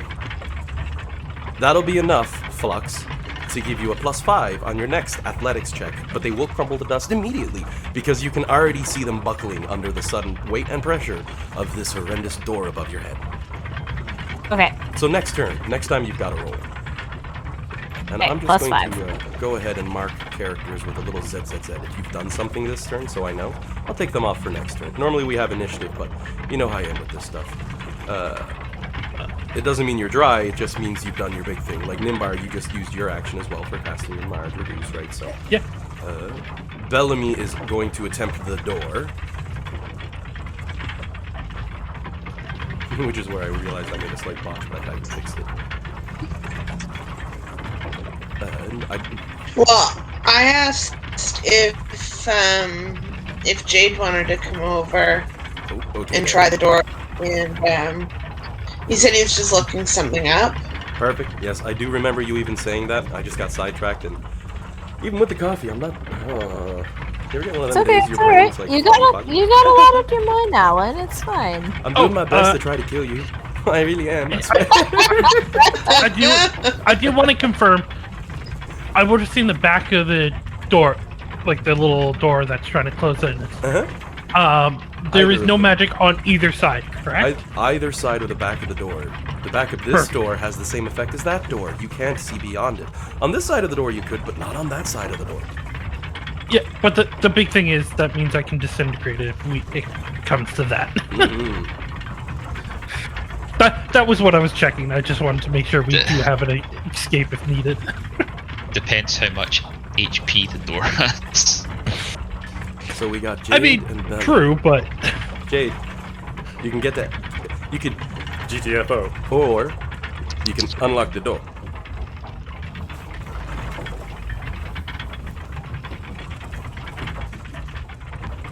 I will be back in 30 seconds or so. It sounds good.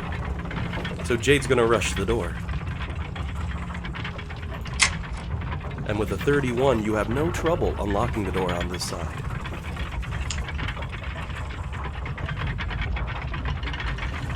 All right, I'm gonna open it. Bellamy grabs the bottom like rock on and throws the door open. Go right ahead. And what do you see? I told you guys I didn't want to pull it.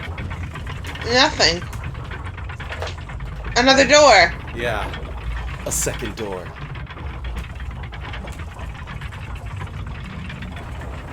How absurd. A second door. You said 6 seconds, right?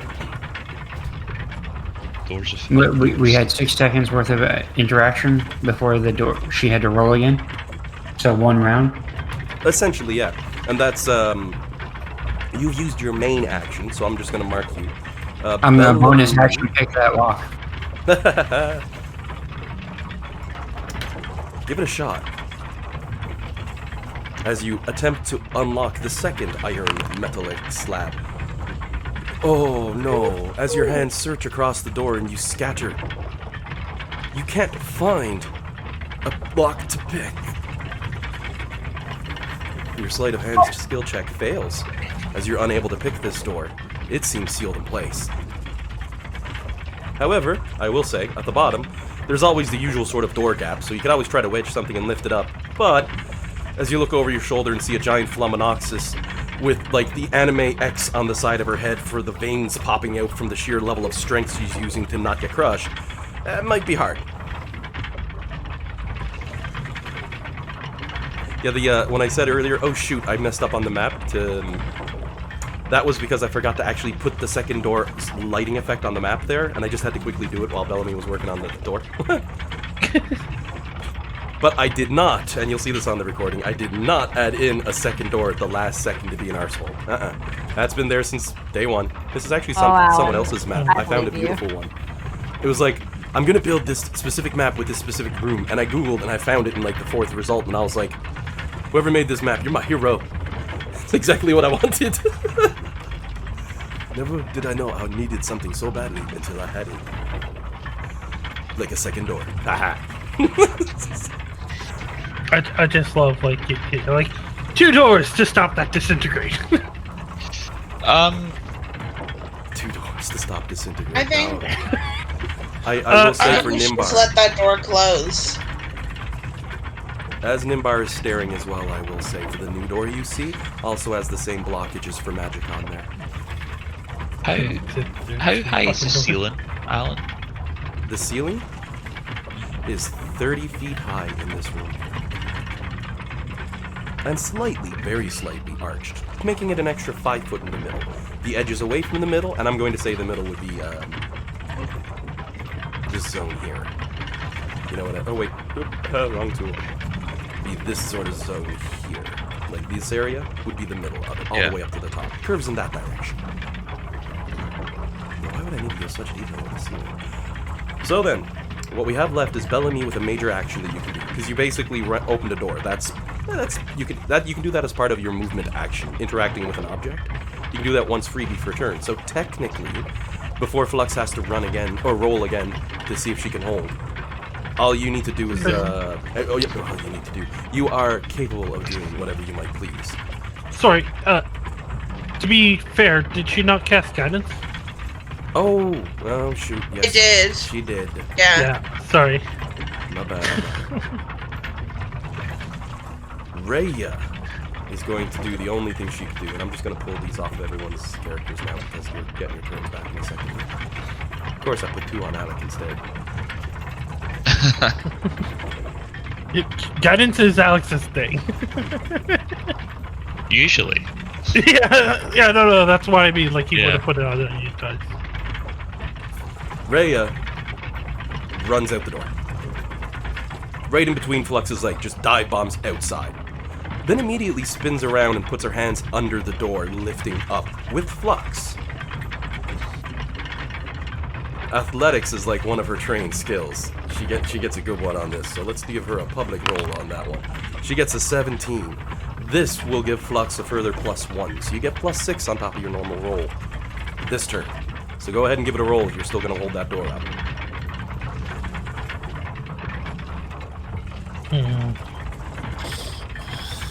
Okay.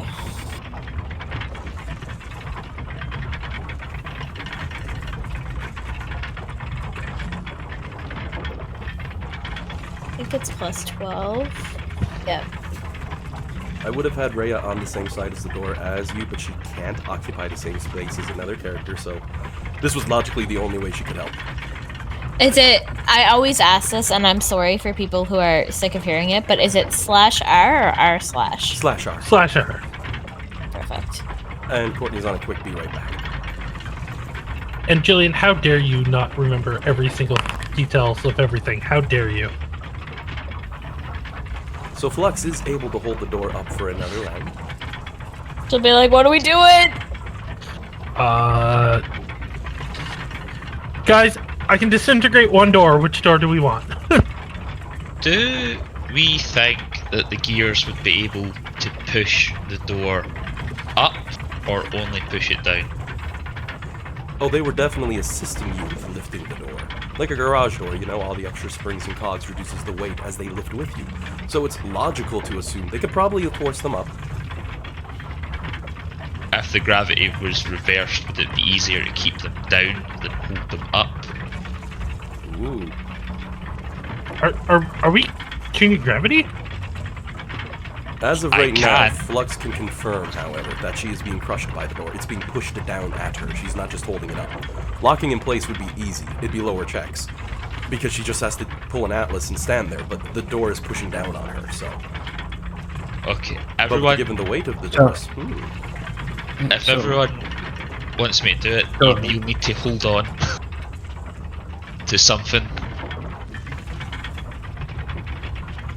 Nimbar will hold on to that statue? I'll go. Oh, not you. Not you, imp.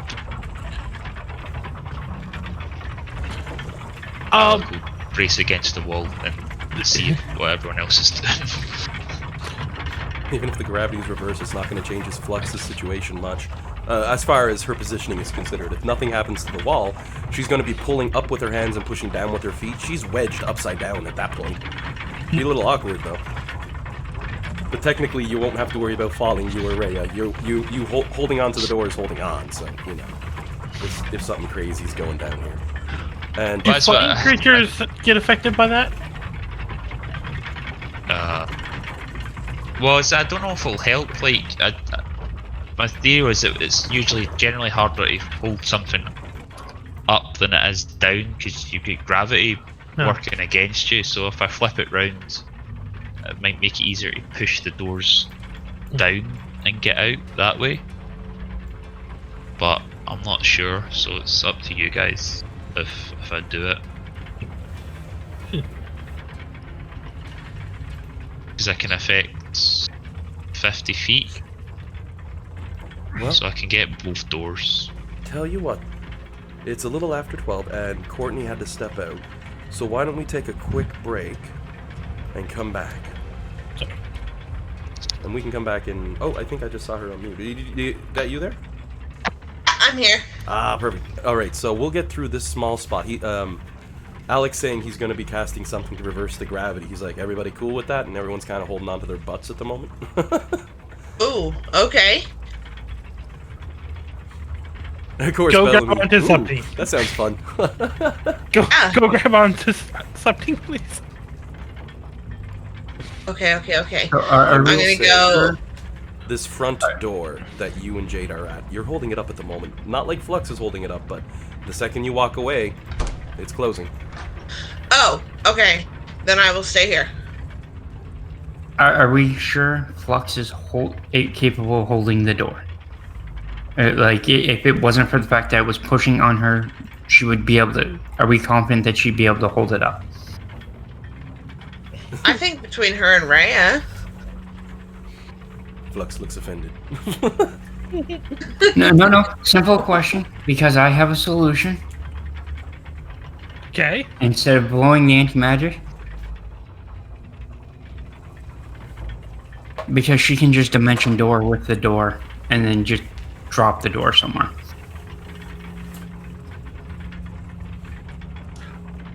Would Dimension Door work? The question is if... Yeah. Given what you've been seeing recently, would Dimension Door be capable of functioning? I used it earlier. Yeah. Okay.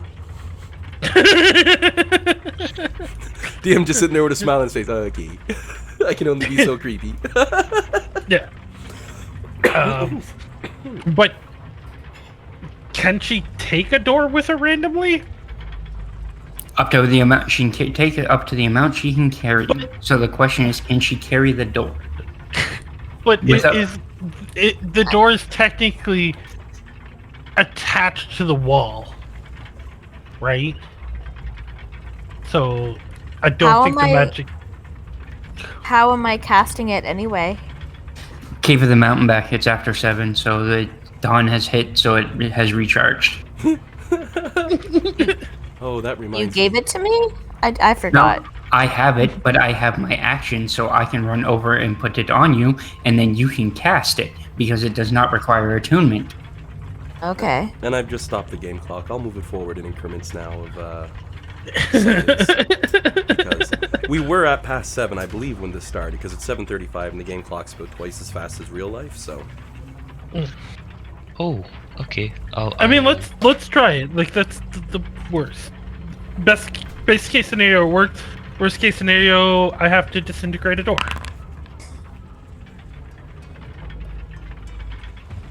That's just my magic missile one recharging. Oh, But it's the this. other- Nice. Go ahead. Well, I kind of I like the idea, but I don't really want to burn a charge of Dimension Door if we don't need to. Okay, I was just throwing it out there as an idea. No. I like it. It's just we do have something to lose, and that's a charge for a full day of Dimension Door. The other Yeah. thing is I have chimes of opening, so I could flick them and just open the door. Well, why don't we chime open the other door? Mm-hmm.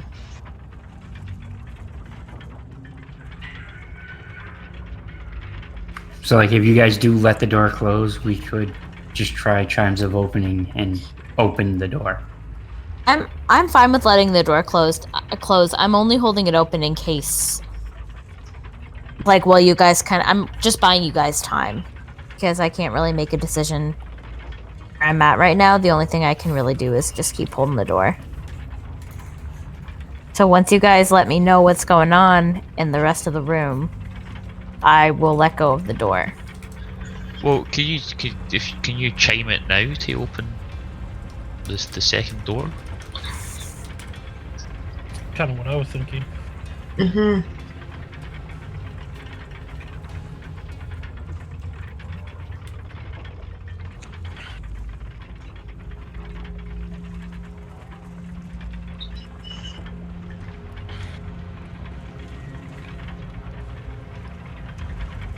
There we go. I could chime it open, but then nothing's holding it open. Well, once it's open, one of us can hold it open. Let Bellamy hold the other door. Because Bellamy is holding one, but it would be my action to do the other one, so someone to open the next door, but someone would have to be there to catch it and hold it open. I think that would have to go to Rhea. I mean, actually, Dean, are you strong? I'm athletic. I Okay. didn't. Or we could just let the get Rhea to come back in, let the other door close, and have Flux open this one. Yeah. Hmm. I personally think at this point, let's just let Flux's door close and just worry about moving onward. Last thing Flex said to you guys is like, guys, what are we doing? So it's up to you guys to let her know that I'm dropping it. Because I'm really not paying attention to anything except keeping that door open right now. Well, we should. Is it not better to have Flux keeping the other door open as long as possible in case we're actually trapped? If we're actually trapped, I have a couple ways to get us out. Right, I have my teleport, I have my disintegrate. So we can get out if needed.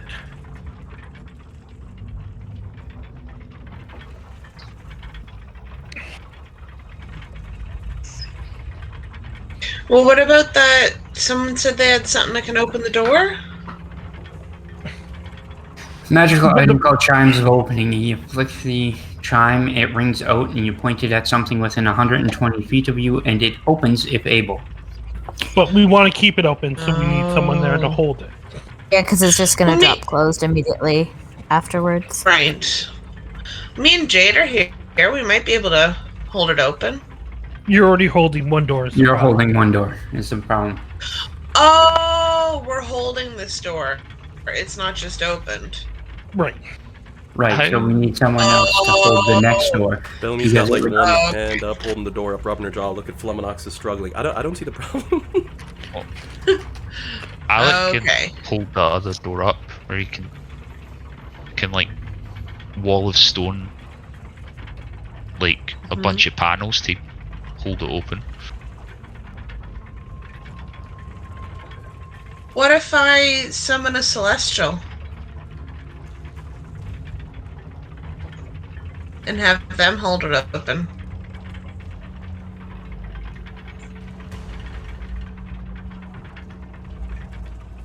Yeah,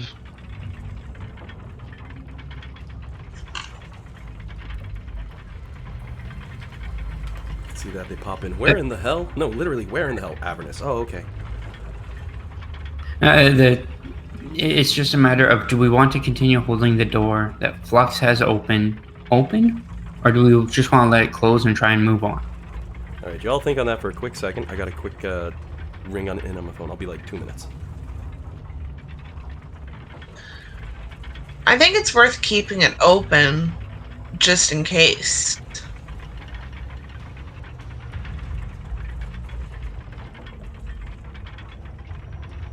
Do you still have the Flux? Do you still have the immovable rod, or did you trade that? I think I got rid of it for something. I don't really remember what, but I just checked my inventory and I don't have it. So I think I did something with it or something. I don't remember what though.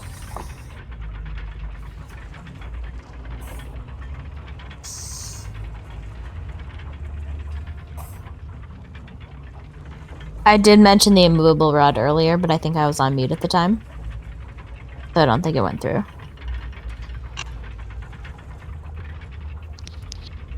Yeah, I thought of that. As soon as this started happening, I was like, oh, I wish we had one of those.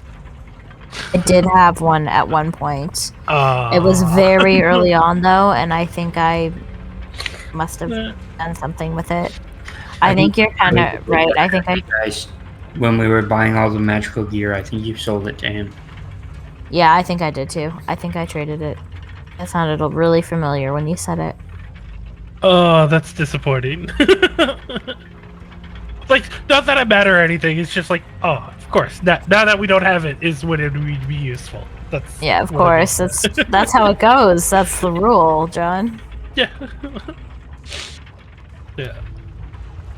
just so we're clear, I'm not disappointed in you, just disappointed that Oh, I know. That's what I mean. Like that's how it. That's always how Yeah. it goes. You have something, every and then single the second, time. yeah, the second you don't have it, you need it.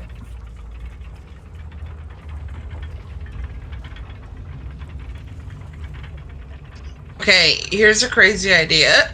I love crazy ideas. What if I ran back to the room where we just killed that thing and cast Raise Dead?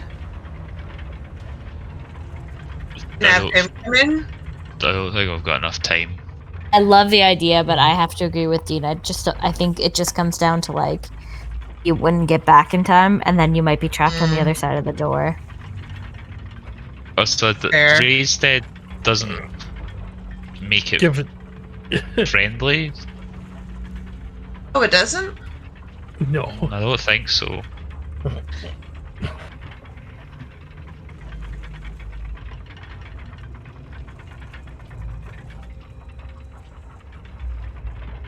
Also takes an hour to cast Raised Dead. Oh. Yeah. Yeah. Alright, I'm back. Y'all got a plan yet? Nope. Didn't think. I was only gone like a minute, so. I You're voting on anti-gravity, closing the door, doing stuff, blowing stuff up. at this point, I would say close.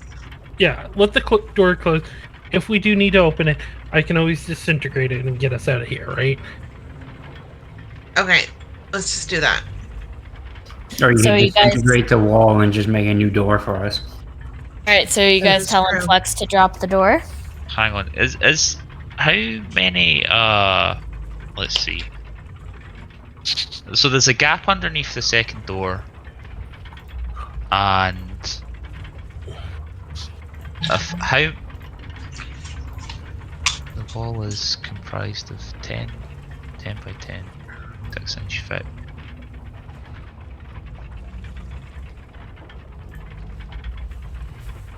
How many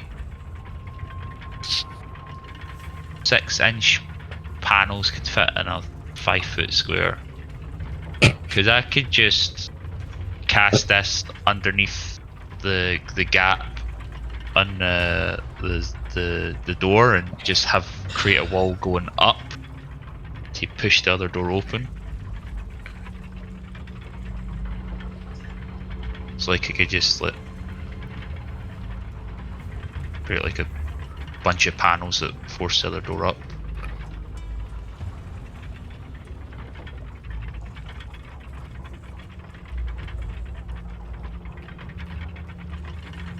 Yeah, that might work.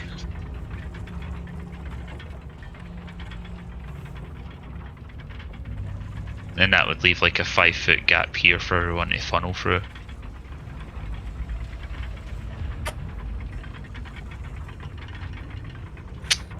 Yeah. Yeah, you try it.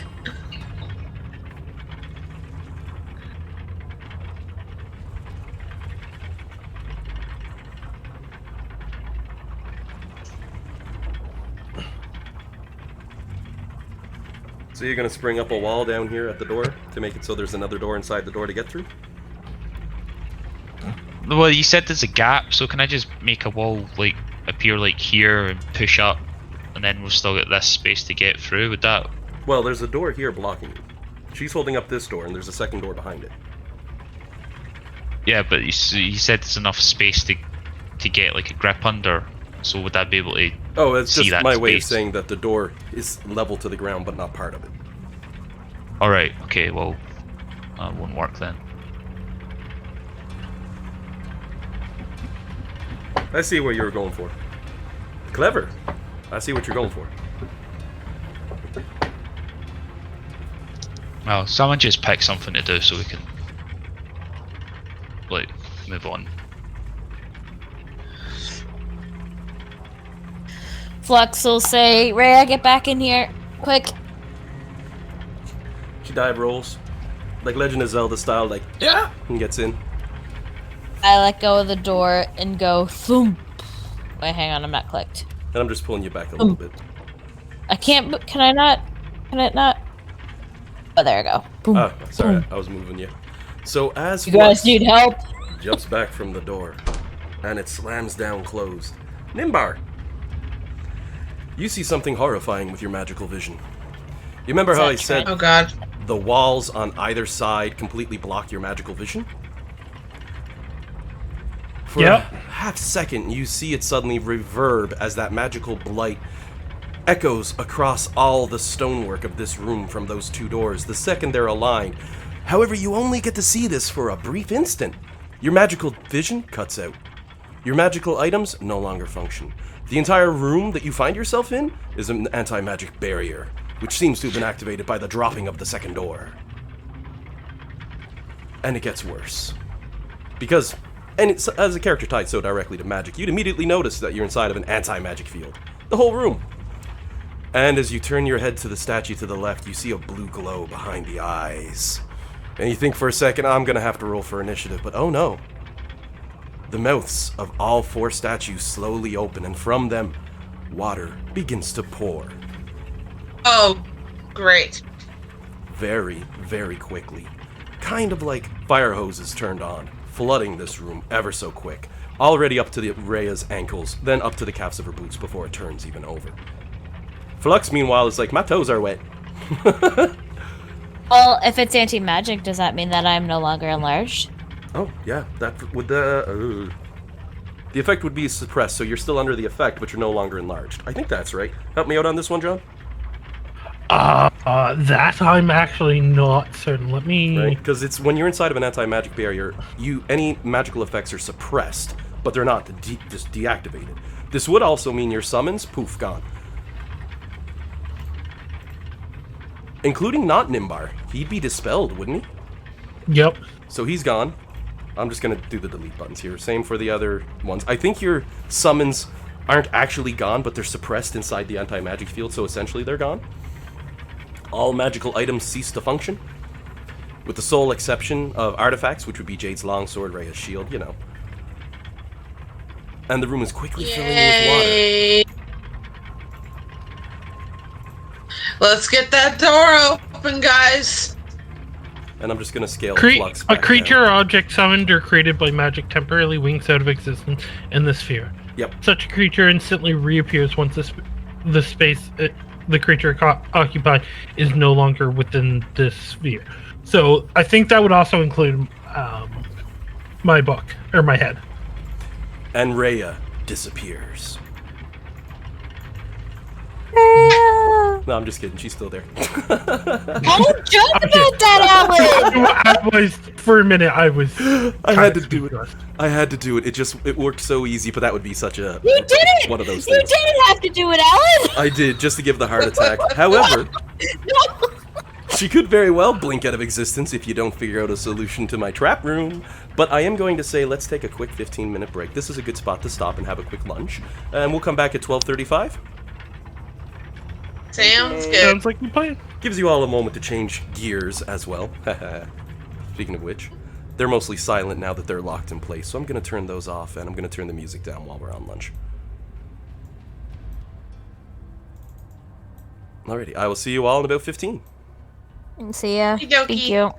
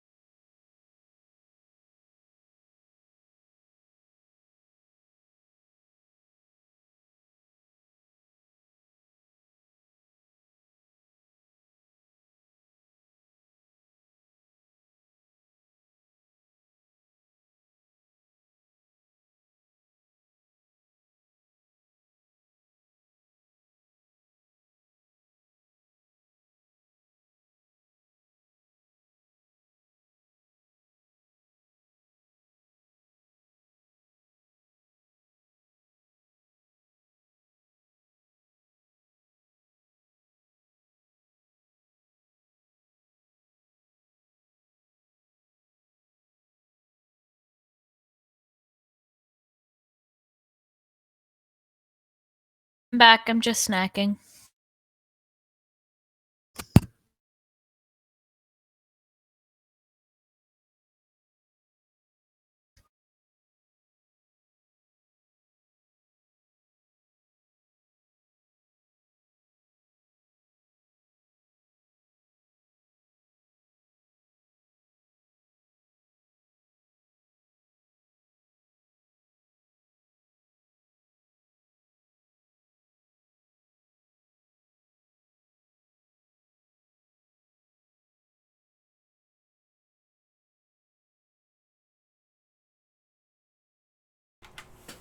I too am also back, Jillian. Enjoy your snacky.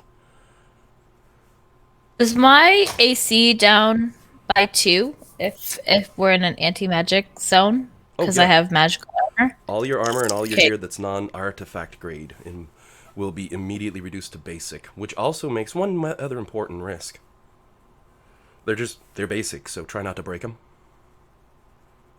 Breaking an anti-magic field, your magical items are ruined. Yep. Meanwhile, Jade's with his sword like, pfft.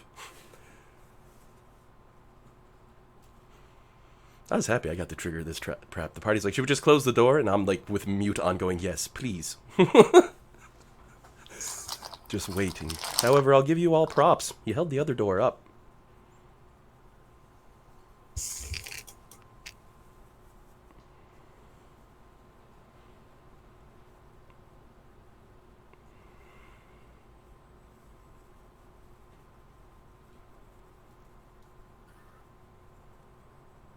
Well, since it's just you at the moment, Jillian, I'll give you some interesting food for thought that most likely Flux would get. Otherwise, it's meta-knowledge for you. See, Okay. the front door to this room was nigh impossible to get through, as you now can tell. Like, Flux going Super Saiyan couldn't hold that door open, as we saw. Yet, on the other side, Bellamy's having no trouble holding the door up. Normally, it'd be mostly reverse. You don't want things getting in. But in this direction, it would be exceedingly harder for something to get out. Oh, I'm sorry. I'll go. Welcome back, John. Unless he's going to go over to Jade's PC and be like, hello. Oh, I had myself muted. Yeah, no, it was really funny because like I got back, like as you said, get out. It was just perfect timing. Oh, I was just mentioning to Flux that, or to Jillian, that Flux would probably realize, same for everybody pretty much, basic battle tactics. An important point of note is that, well, as this room is filling with water, Bellamy's still holding the door up on the other side, no problem. But the door on this side, not the case. Judging by that design, it would be considerably harder to get out of here than it would be to get into here. Mm-hmm. So this isn't designed to keep things out.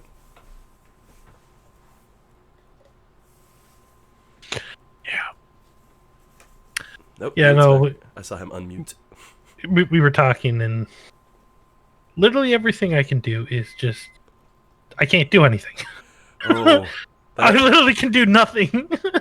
Anti-magic field will immediately flip this party on their head because you have so much gear that's magical and cool and such. And I flicked a switch and I'm going to try and drown you.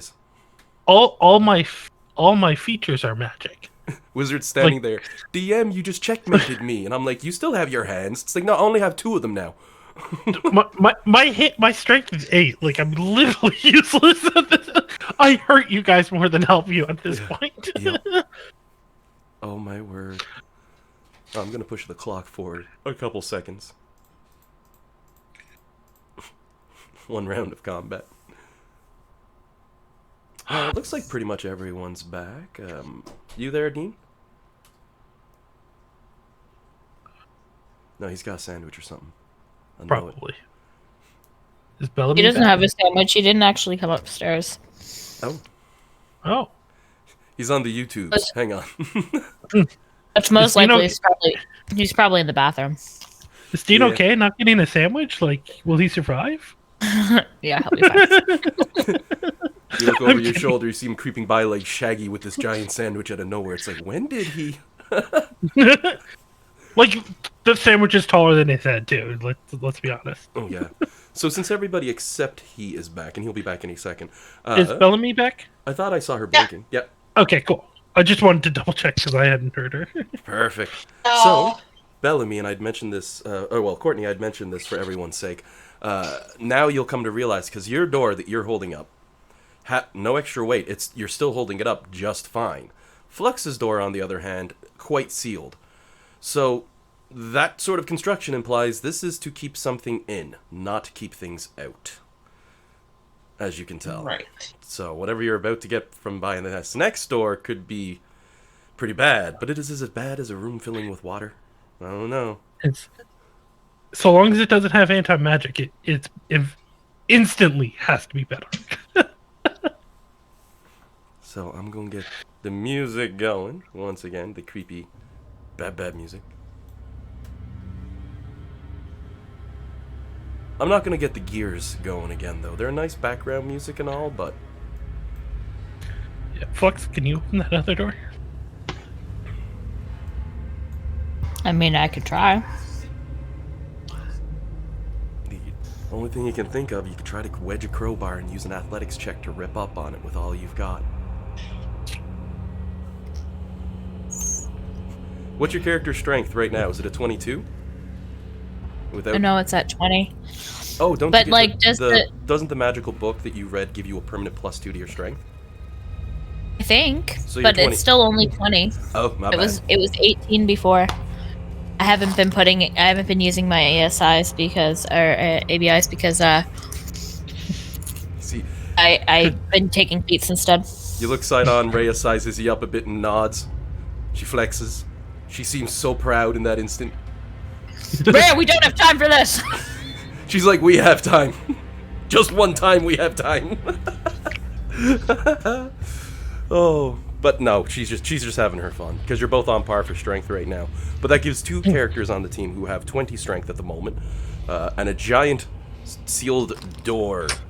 In this room, you have 6 turns that Nimbar would be able to calculate, which is why I'm giving it without, because, man, your checks are too high. I can't actually make you roll low enough to fail on that. You have 6 turns before the water fills this room entirely, based off its present rate of growth. In 1 turn, the trench you're presently standing in will be filled up to waist height. 2 turns, it will be covered, and you'll be underwater. Then within the next 4 turns, the whole area filled. All right, can you two work together to open that door? Game spot. I can't do anything while the game's paused. Oh. Oh, I always forget, like, sometimes I'm like, hey, don't forget to click the end turn button, and everyone's like, yeah, but can you unpause the game first? It's like, sorry. Oh, I always forget, because I have full control, even if it's paused, but, yep, sorry, Jillian, thank you. It's okay. She's just saying, can you guys look around the room to see if there's anything to fix it while we try to open this door? Because I don't think it's gonna move. So, Rhea is going to assist and give the help action since she's trained in athletics to Flux. This gives you advantage on the roll.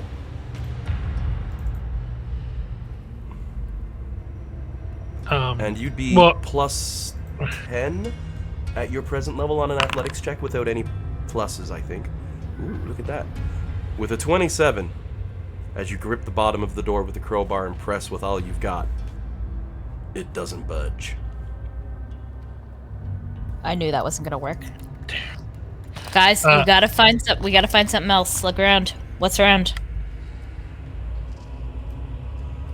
can we lift the thing again? Try and maybe that'll turn it off. Probably not, but We can try. I'll go over and try and lift the thing back up. Which thing? the square. Oh. So you Yeah. notice the square is actually just slightly below ground level and locked, and seems to be draining a little bit of water, but nothing near fast enough. However, it is making a difference on the amount of water coming into this room. If you lift that up, you risk increasing the water's flow, technically, and reducing your amount of turns. But of course you could attempt. Oh. Anyone have a way to break that thing? I can try on my next turn. Jade, are you able to do an investigation, see if you can find a secret lever to like undo this?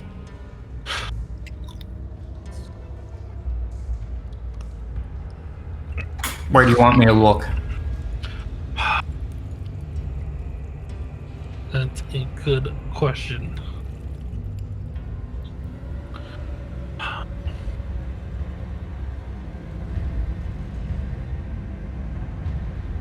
Do the statues' helmets look like they move? Just the jaws that opened as water started to flow free. Though, the helmets themselves would provide very little to hold the water back. I mean, they're full of holes, they're helmets. It's very much a cosmetic thing. Yeah. I was like thinking, oh, that looks so cool if the mouths opened when the water flowed. Oh yeah, I'll do that. I like that. And I wrote that down, and I was like, mouths open for water, yes. Do they close again if you push them? Are you going to take a quick interact with object to push the mouth closed? Yeah. So Alec reaches, grabs the mouth, and shoves it shut. As you do so, the water sprays out from between the gritted teeth of the metal face, splashing across your body and your form, making you nice and well soaked from head to toe. However, you have greatly reduced the amount of water that's flowing out of its mouth, but you do need to remain there, holding it up, due to the amount of force coming from it. Can Nemba reach this mouth? You're like climbing up on the armor. I can do it. So yes. Okay. Looks like Bellamy's having similar thoughts now. And Jade's running over to the fourth one as you see like Alec close the mouth up and it's like a drizzle. The rest of the party runs to the other four and like, whoa, hold on now, we're onto something here. Yeah. Now the four of you are now soaking wet, freezing cold, and you can understand why this room's chill to the touch. However, you have greatly slowed the flow of water to the point that it's not increasing, but it isn't decreasing. The amount draining out through the hole in the bottom is equal to the amount coming from the four mouths with them closed up like this. Okay, so the next question is, do we want to try and break open the square to see if we can increase the reduction, or do we just want them to try and open the door? I don't know how we're gonna open the door. I rolled a 27 strength check and it didn't open the door. There's got to be some kind of lever or trick or something to open that door. I don't think brute strength is gonna cut it. Fair enough. It'd be great if there were some. Anybody have any thoughts or ideas of what maybe we could? I will try to move the platform. Like, if my turn is next, I will go and press down on this. At the moment, since you have found a way to basically pause my trap, I'm not going to hold you to turns at this moment in time. Your characters wouldn't be rushing and all that. You don't have people yelling, come on, do it, we're running out of time, because you have found a way to suspend your time. So as long as the four party members hold those jaws shut, Flux, you can freely walk around and do stuff. Rhea, Yo. go hold the one Jade's holding close. Actually, no. Try and tie it close. Like, we have rope. And the bags of holding that don't function. Right. Anyone have rope not in a bag of holding? I don't see why Flux would have put her stuff all in the bag of holding. She just got it. She didn't have time to unpack all of her shit and put it in there. So she'd probably have some help. Rhea holds up her oath bow and points at its string. This could probably pop off pretty easy in here. No. Let's not ruin a weapon. We can help it. Oh, I could restring. It would just take a long rest. Shit.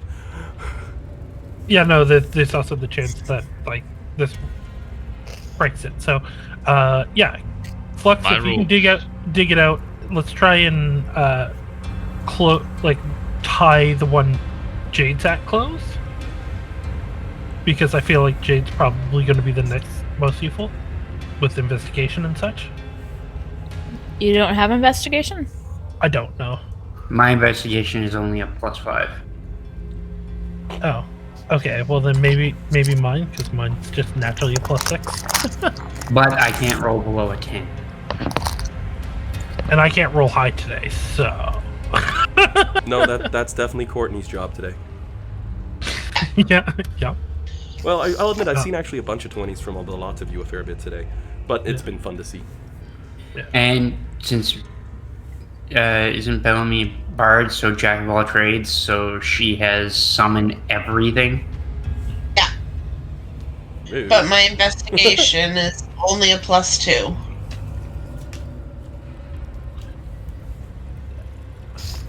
Flux will toss her rope to Jade, and then she'll try to stomp on the platform thing. Try and break it open. Yeah. Or see if it budges or anything.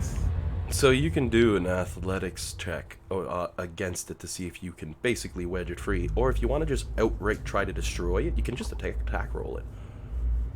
I don't really want to break. Actually, you know what? I'll take my +1 glaive, because I don't really care if that one gets broken.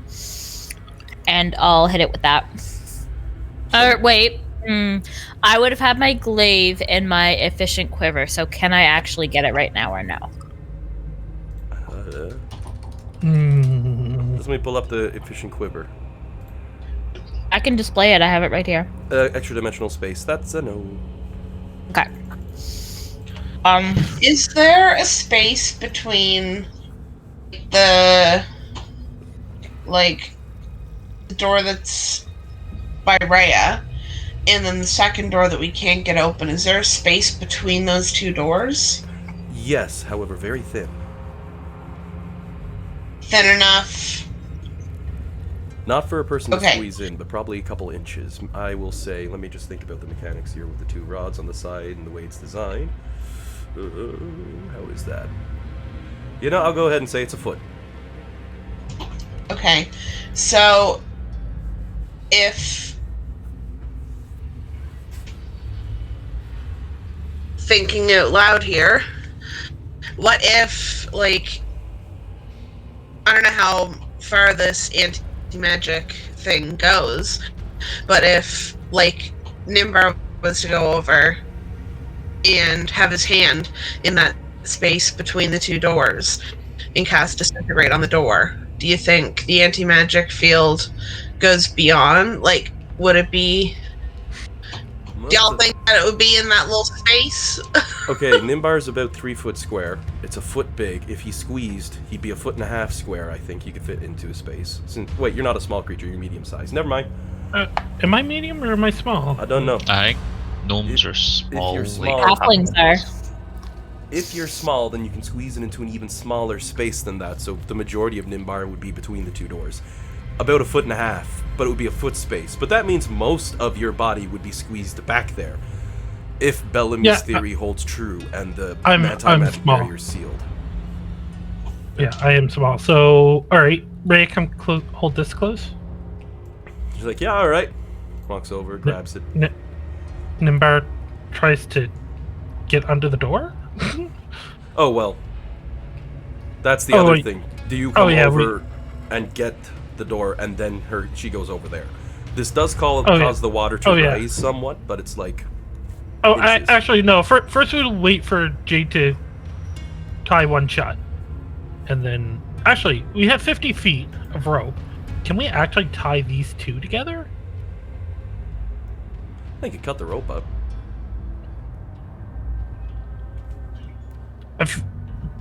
Do you guys care? I look I at don't- Fluck. I don't care about my rope, but maybe we can just see how effective it is against the water stream before we start cutting it.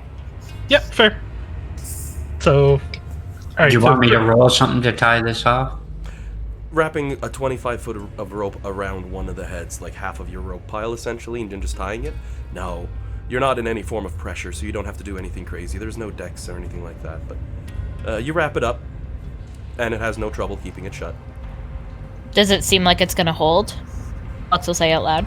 Well enough. Rope's getting soaked, so I mean, eventually it's going to rot through, but as of right now, it doesn't seem to be causing any shaking or any pressure. It seems to have sealed it well. Okay, Flux will tell them that they can cut the rope. If it will help. It's like, alright, you may cut my rope. And he's like, wicked. Yeah. So you take the time to tie up the two of them then. Okay. Flux is gonna boot stomp that drain thing. Alright, give me a quick athletics. Oh, you did for a 27 on there? No, that was for the door. Oh, I haven't rolled another one. I was Oh. waiting for you to cue me up. Oh, sorry. By all means, No, feel free it's to give me okay. a roll. No, you don't need to apologize. I just wanted to make sure I wasn't rolling prematurely or anything. No worries at all. With a 22 on your athletics, as Flux looks over, she goes, "Good, yeah, stomp that, or cut that rope." Stomps down with one foot good and hard. The ground beneath your feet gives way and breaks, which reveals, a small piston underground built for moving this thing up and down, connected to cogs and all that. The water now freely flowing down immediately empties in this room. As you can see, multiple channels beneath as well that open up to let the water drain out and through.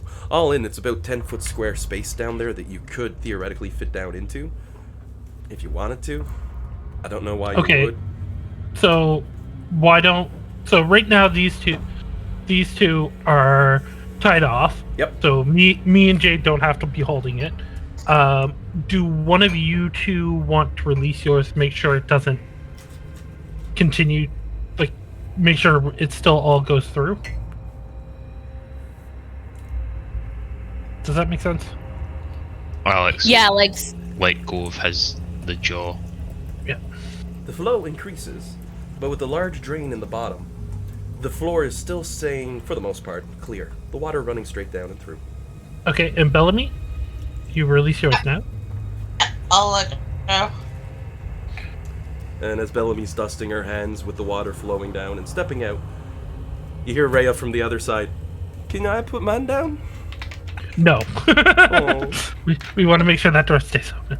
But even when Bellamy's is released, it's still going down. It's not filling at all, correct? No, with the floor completely destroyed out. The drain plug's basically been broken, and it's just freely draining. All right, I wanted to hear that. that means we don't have to hold positions. All right, so now It's like we Nimbar Rhea. Nimbar will kind of stare at her. Nimbar is going to go ahead and squeeze into the little space. And you feel a sparkling of power as your ropes kick back online. ooh, baby. Okay, wait. Before we do, well, I don't know this meta knowledge. I was gonna say, if Jade's spell doesn't require attunement, what if we go to Plan A? The problem is Rhea I'm not strong enough to hold the door. I know. Yeah, that's okay. I could ring it and try to catch the door if it doesn't require attunement. Nimbar can Takes barely your fit in action, the... if I'm not mistaken, to actually ring it, so it would take two people, one person to ring the bell to open it, and then one person to catch it. Oh, okay. Sorry, you want it that way. All right. Yeah. So pass me the chimes. Wait, do they require attunement? No. Okay, then pass me the chimes. I can do that, and then Flux, you can catch the door. I'll catch the door that Rhea's holding, and maybe Rhea can catch the inner door. Rhea gives a sigh, lets her arms down and rubs her shoulders. Oh, thanks, Flux. They were getting stiff. It's not hard, it's just ow. And sure enough, you're holding the door up without any effort. The same sort of mechanics holding it up. I'm awkwardly reaching between Nimbar. Actually, no, I'm reaching over Nimbar's head. Yep. Nimbar's kind of more in the door, but Yeah. So Yeah. Nimbar So holds up his chime and gives it a tap, right? yeah. That sounds pretty. You tap again and again. Maybe you don't, I don't know, I'm just having my fun. And I'm gonna hit play on the time again, since the game can continue in regular time now. The door doesn't open from the chime. Do we blow? So the I first would one remind should have. It is a gigantic large metal slab directly ahead of you. There was no keys or locks on this one. Is there a space to stand where the slab was smashed? Like you said, there's 10 feet down there. Yeah, give or take. But there's tons of gears and mechanics that are now badly damaged. We're running a piston system to rise and lower this box. Beyond that, there's drainage that leads outward from there. So would there be enough space for Alec to stand somewhere down there? Yep. Okay. He's going to lower himself down and see if anti-magic field extends down there? It does not. You hear poop on your shoulder. Scumshag comes back into existence because he was clinging to you. I don't know if that would actually happen. I think you'd have to destroy the anti-magic field in the area, but your character feels it in his heart that he's still with you. So you're like, I have magic down here. Good. And the drainage, does it look like is it like small pipes? Is it channels? Very small pipes. You'd need like gaseous form to get through them. All right. So, do you see anything down there to like unlock the doors? You're asking the wrong person. It's like metal and gears and shit. His eyes like poking up. I wore armor one time. Okay. Well, then why don't you hop out and then Jade could go down there and check. It's saying everyone's okay with that, right? Like, I don't want to drag to the party. Well, Jake, so you this just have says to run a perception check to inspect the gears to see how they function. Though I think you were about to say something, and I think I cut you off, Dean. as you said, this 10 feet. Is it like 10 feet vertically or wide? Would they both be able to get down there? Oh yeah, you could both fit. It's 10-foot cube. Yeah. So 10 foot all sides. If I stay down here, Jade comes down for Luca and give him guidance. I will say it's technically difficult terrain, but to you two guys, I don't think that matters. No, once our magic is all fixed back in, it doesn't matter.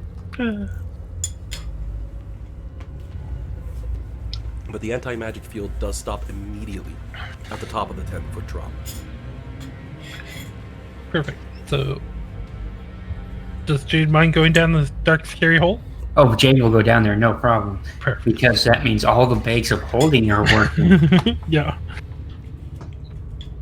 Okay, and is Jade able to find something?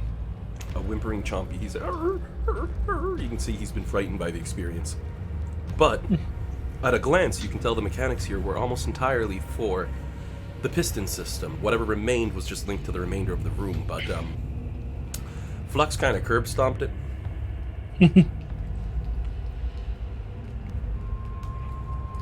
There doesn't seem to be a take back that would connect this to any form of door.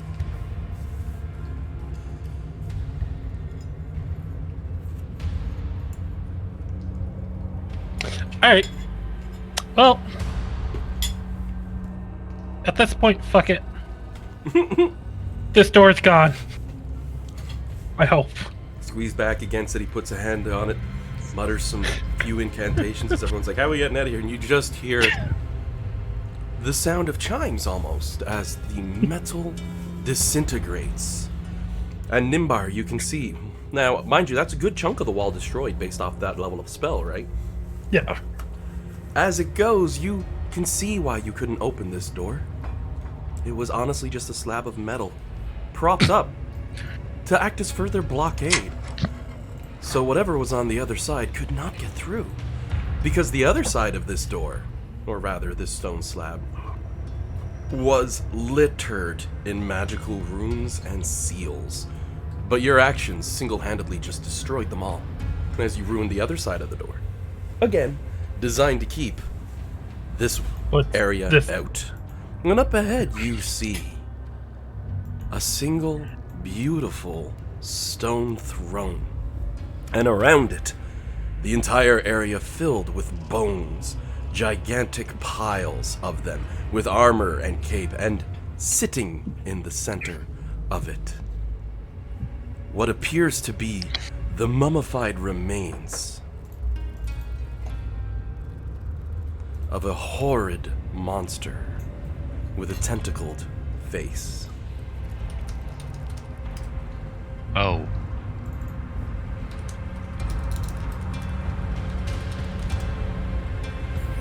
Oh.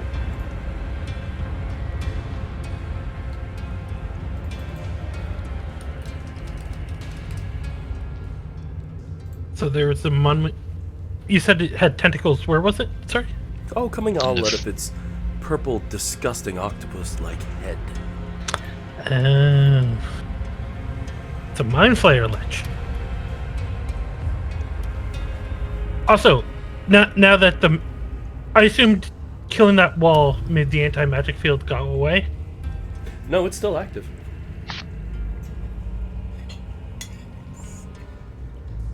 I thought it was because the two doors were aligned that the anti-magic field was there. The other door's still closed, right? Yeah, but So I you thought- can now be quite certain that the anti-magic field permeates entirely thanks to the other door. Furthering the simple thought that, yeah, this area is most certainly designed to keep whatever's in here trapped in here.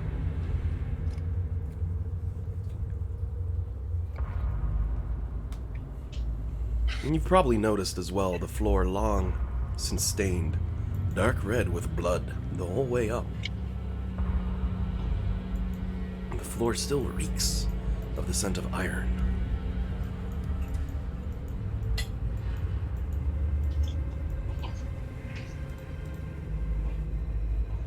I will say the anti-magic field does end in this area, up ahead of from where you are. What do you see, Nimbar? I mean, we all see it. That Do we? not, Yeah, that's well. The Oh, door's okay. wide open. Well, there's no longer a wall there. yeah, Right. The Okay. door is just gone now because Nimbar was done with that bullshit. I My don't. apologies. I'm in a hole. On that note, I'm actually going to delete that door out entirely. Yeah, Does the monster seem to react at all to us being there? at the moment it's sitting in its throne, quietly. Dead eyes, however, stare directly at the party, though the form doesn't so much as twitch, but the piles of bones around its feet. And the very nature of its being, where you were told to get the skull of a lich. You might very well have your lich. Lux Come on, throws a Fire. rock at the skeletons.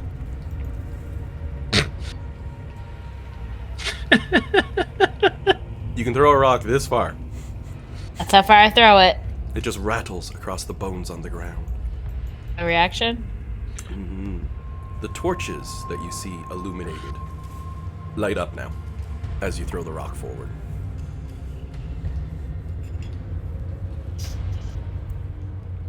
We going in, you guys? The torches were kind of hard modded to the map, so, you know. Yeah.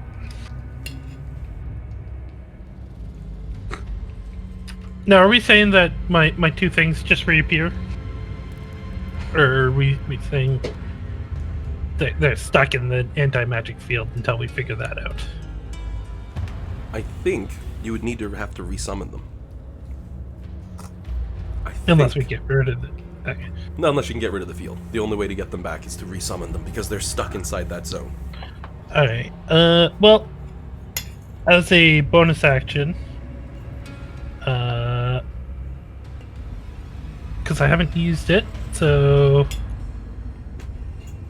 not Nimbar's back. Because that mind has been with me for a while.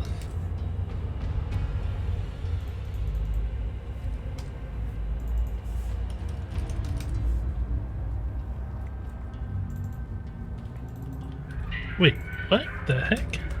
Was that? Oh, I'm sure this is just a little glitch, but oh, okay, never mind. I see what's going on. Yeah, all right. Fleminox's thing was hovering over Nimbar, so it looked for a moment like Nimbar was Fleminox's. Oh, I get you. It was just a random coincidence.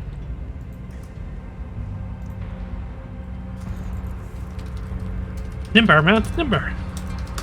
There we go. And I've renamed the token to not Nimbar. Oh.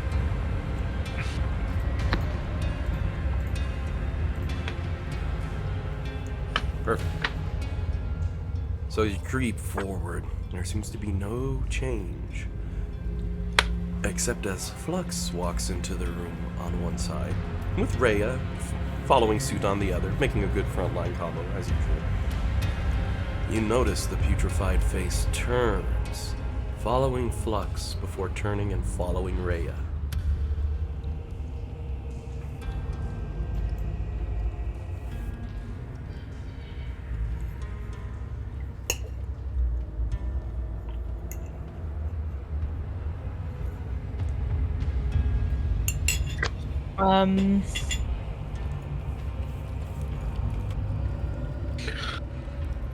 Kind of when I see Alec enter, I'll just kind of look at him and quietly say, "Should I throw a javelin at him?"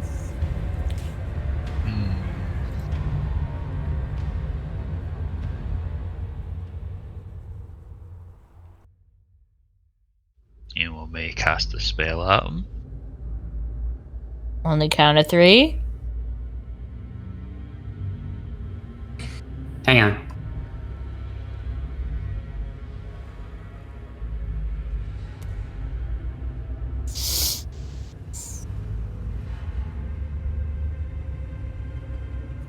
Jade hands Rhea a quiver. Inside the quiver, You just Oh. cut out Dan. You cut out. Yeah. Dude, don't yeah, leave me I in stopped suspense. pressing. I stopped pressing the button because I had to double check. Okay. Yeah, he is leaving me in suspense. Damn it, man. I hand her a quiver with 25 arrows plus 2. Oh. She gives a nod, slowly takes out the oath bow instead. Looks at the shield, says, "You gonna be okay?" But up, go away. Like, whoa, you're in a bad mood today. I want to cast fireball. Puts the shield on her back with her sword, holds out the oath bow, notches one of the +2 cool arrows. Looks at Jade, gives a nod. Jade's like, "I'm gonna be rolling that shot first, I know it." To pick.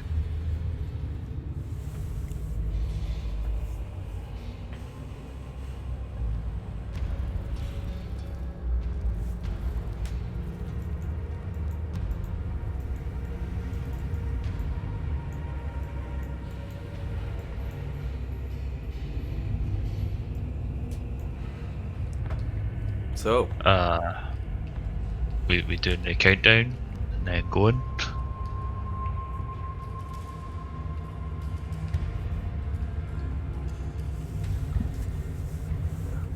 as the lot of you are slowly creeping into the room. Bellamy hanging out in the room, or she's sticking back? No, I just forgot to move her. No worries.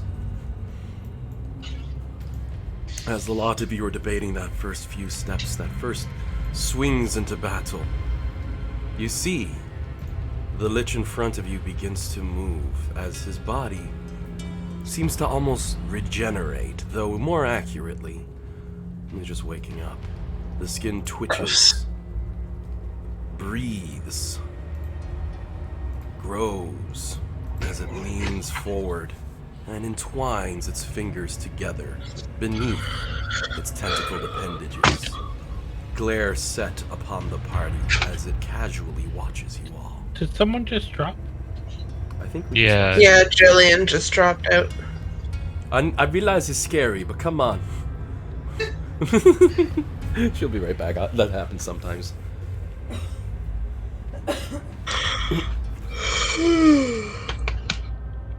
I wonder if she didn't plug the Chromebook in. Oh.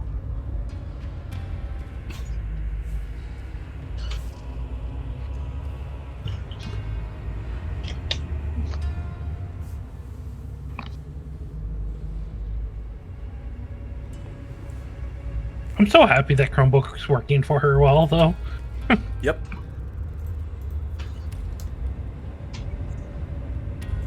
Hi. Sorry, the computer just crashed. It crashed or like power?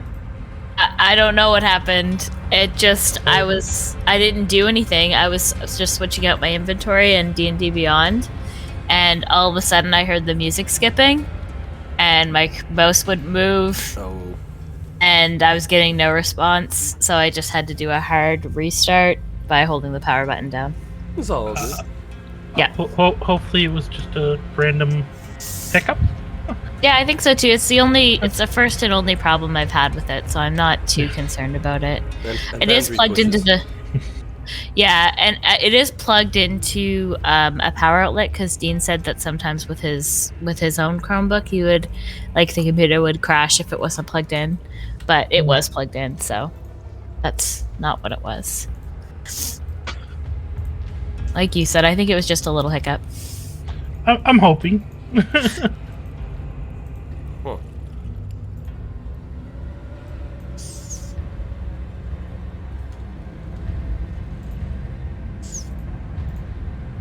So I get last question asked us if we were doing the countdown. Alec looking at Flux. Yeah, Flux would have had her javelin and been like, "Ready if you are," kind of thing.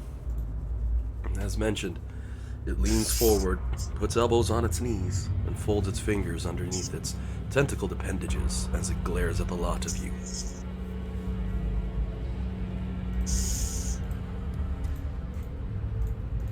That image you linked is blank for me. Yeah, Same. I'm Same. pulling it from a site that doesn't seem to like it when I do that, so one sec, I'm going to just get that one onto my PC itself.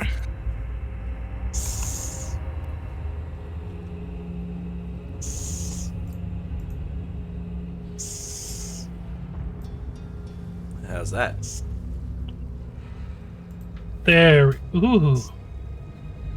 Does he actually have a spellbook? Probably. He did. Jade's like holding it. He did. He's a good one too.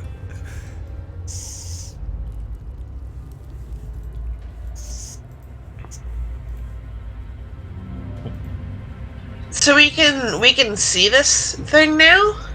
Oh yeah, sitting in the chair, moving slowly as it leans Oh. forward. Yeah. Not Bellamy's just gonna be like, gross, what is that? It gives a chuckle. Looks like a small group of adventurers. Quite gross, yes. Oh, he's not very nice, is he? Yeah, says the one who called me gross, he muses. Question. I know it's a mind. That would be a mind flare. Does Nimbar? Anyone is more than welcome to roll a knowledge check. History is a good one, so is Arcana, or other things like that. You know, if you can think of something to roll. Arcana. Well, you definitely know a lich. The whole party knows a lich, and you've been warned about a lich. You know Yeah. about mind flares as well. So does Bellamy with a 12, because D&D's like throwing mind flares everywhere. Yeah.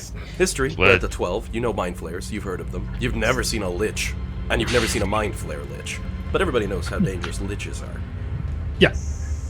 So, Flux. Flux is, you know that lizard I posted earlier that's like, it's just punching the fish? Like, yes, we can do this. You're looking at it like another undead. Alex, like, That's damn octopus. go make calamari. Yeah, that's pretty fucked up. Yep. Alec, Yeah, so- not a fan at all. The very So if it- antithesis to him as well, right? Yeah. Yeah. Twice I get to use it. So, yes, John. Yeah. So since Bellamy knows what it was, like, could put it together with the 12, Nimbar literally could not know. It's essentially, you're the Arcana. That's a mind flare lich. And Bellamy's like, yup. It has the advanced magical capacities to annihilate people. Yup. And it's also from blah, blah, blah. Yup. And it's got this other. Yup. You know what I mean? The whole team is acing this one except Flux, who's like, goddamn a dead octopus. I'm gonna kill it. Rude ass octopus. It's like, hey, you called me gross. And I'm gonna give him a roll. What is it now for Ray? She got animal handling. Yay. 14. Just a priority. She shakes her head at Flux. No, that's not an octopus, and nods. It's a squid.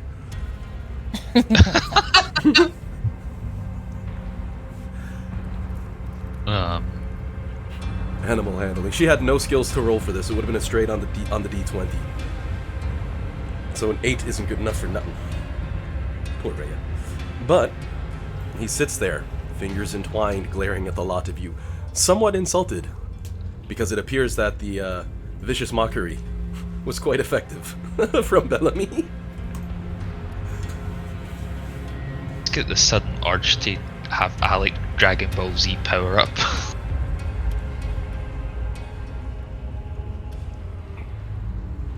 Oh god, you mean we have to sit here and listen to you scream for the next 3 sessions? I'm going to go into the hall where it'll echo. You might hear it in Jillian's mic. Man, you can't do that, because if I run the boss at you, I'll be beating you up for 3 sessions, but you won't die. And then I'll have to have the boss go, "Oh, Bakana," as you blow him up. Flux will just say, "Any interest in resolving this peacefully?" He pauses and looks towards the hole in the wall, then looks back towards the group of you. And you're certain, if the thing smiled, you'd see it as you see the eyes lift up. Always interested in an amicable, situational decree. Why are you here? Because in 500 years... Then you see bones around him starting to shift as they're reforming as he speaks. In 500 years, no one has breached that door, myself included. And in minutes, you tear past both. So yes, I am more than interested in hearing of a more amicable way of dealing with the lot of you. I have no interest in risking my life when freedom is steps away. I mean, you're gonna have to go through us first.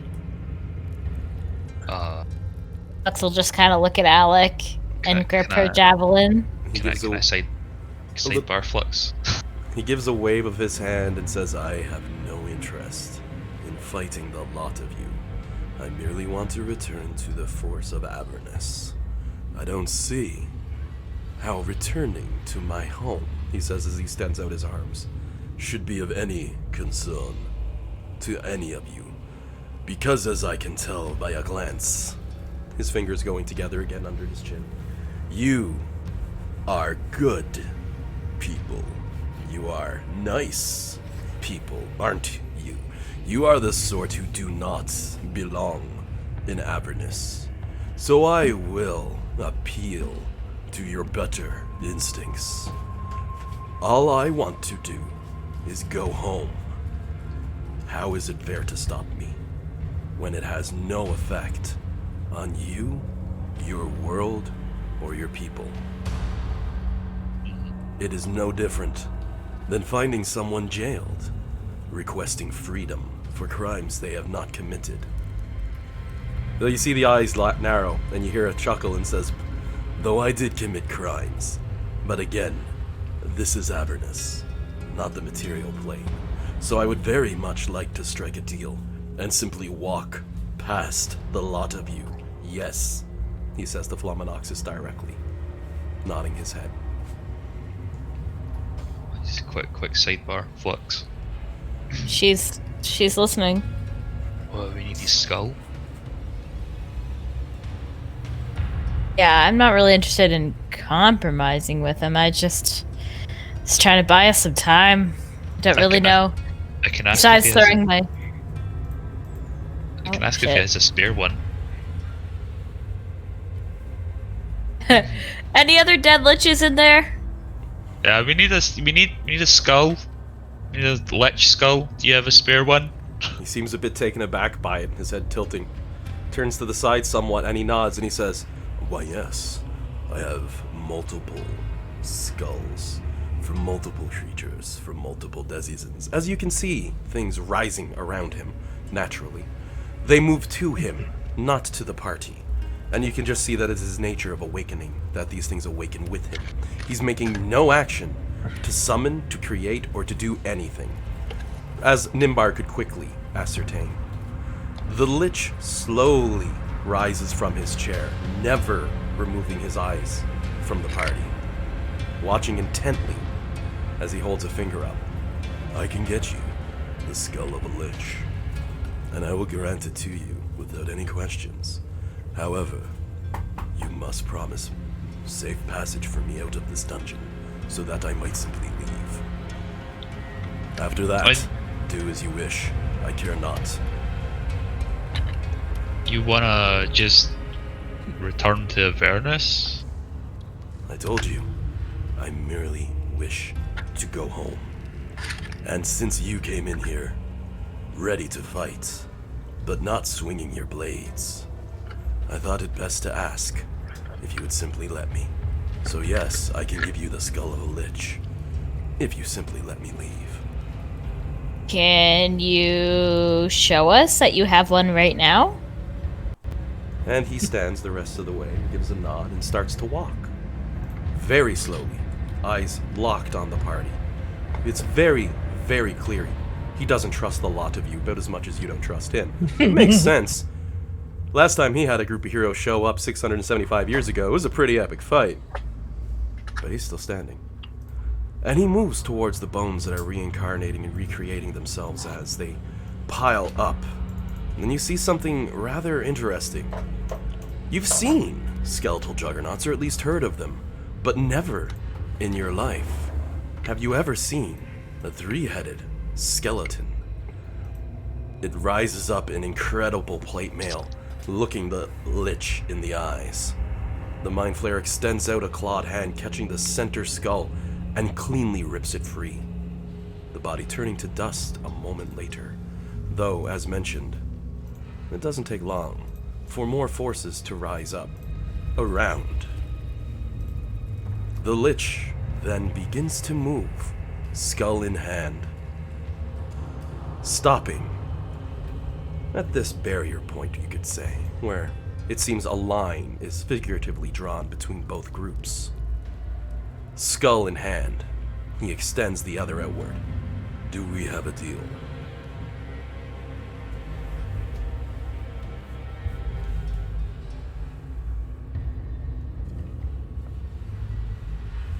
How do I know it's a lich head? His head tilts to the side a little bit, and he gives a slow chuckle. It's like, that is a very valid question. Can you not determine and discern that for yourselves? As powerful as you are to get this far, with magic at your disposal? I mean, I can't, but maybe one of these guys can. This is what I have for you, and this is what I offer. You can take your time to discern whether or not it's truthful before we move on. I care not. 500 years is a long, long time to sit upon a throne of no lead. I can wait a few more moments. Can I walk over and take it from him? Bellamy's just gonna walk up and do what you say? Yeah. He just walks right up, Bells- thank you, walks away. He's like, brash. Did And I'm going Bells, to sit down and start casting Identify. And Dean, Bells specify that we need this particular lich's skull, or was it just... he wanted the Us. skull of a lich, and you'll find it at the end of this dungeon, he said. You're thinking now, aren't you? So, clearly he sent you to off this lich, but that's not what he asked for.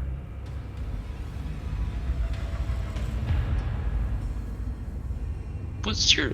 so Alec will ask, what's your opinion on Bell? He gives a very slow chuckle. You see the tentacles twisting and wrapping as he brings a hand up. They cling to his arm, and he laughs, and he says, "The Lord of Avernus is but a fool of a man who believes he has power. I would not be surprised should it be usurped from beneath his feet someday. But I care not for him, unless he should cross me, in which case I will annihilate him. I'm sure you all can understand." And Bellamy, What? as you cast Identify, I'll give you the info on that after just a little conversation representing the time it takes to cast, right? Yeah, for sure. Because you just like, give me that, sits down, starts looking. He's like, she's brave, looks back to Flux. Like, she's not even, she's like, wow, you're gross. He's like, you too. Takes the skull. You see the lich has some sort of a little bit of respect. He goes, oh no, she just doesn't have fear. Looks at Flux. Because I think, Jillian, you're about to say something. Who put you here? He gives a momentary pause as his brows raise. Oh, The severed 37th Legion, 9th Legion, and 42nd Legions combined militaristic might were enough to pacify me to a degree that they were able to seal me away with my vassals. Unfortunately for them, such a thing will not hold. Nothing holds forever.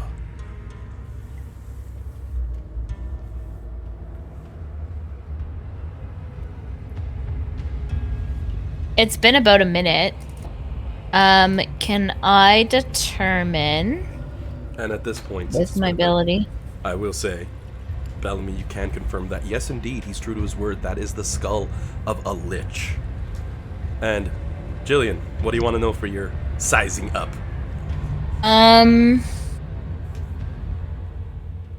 I want to know his hit points. Lower than yours. Okay.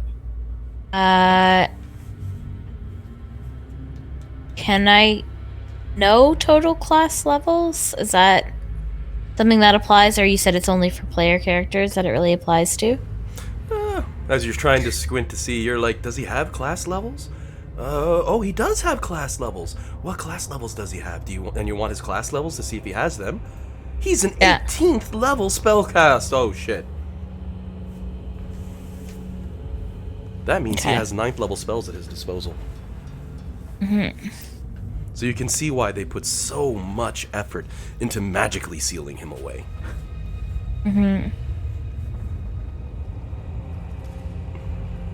Okay, those are my two things I can ask. So you're like, how's his health compared to mine? No, his health's not that good. What about his classes? 18th level spellcaster. Oh. It's pretty risky, guys. This is a lich skull. And they're wizard levels, I should point out, for that one. Since the game's actually specific for the Mind Flayer Lich.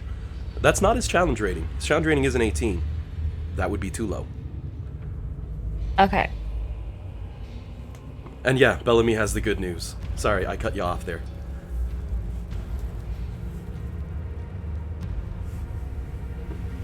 Courtney has confirmed with Bellamy that it is a skull, a good one that he's given. The question is now, will the team take him up on his offer?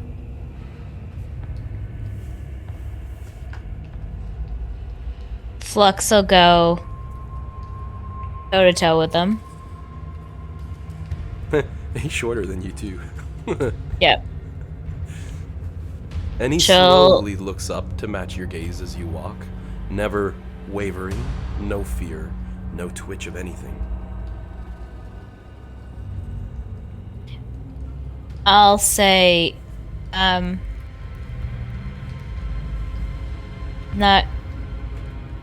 think. What am I gonna say?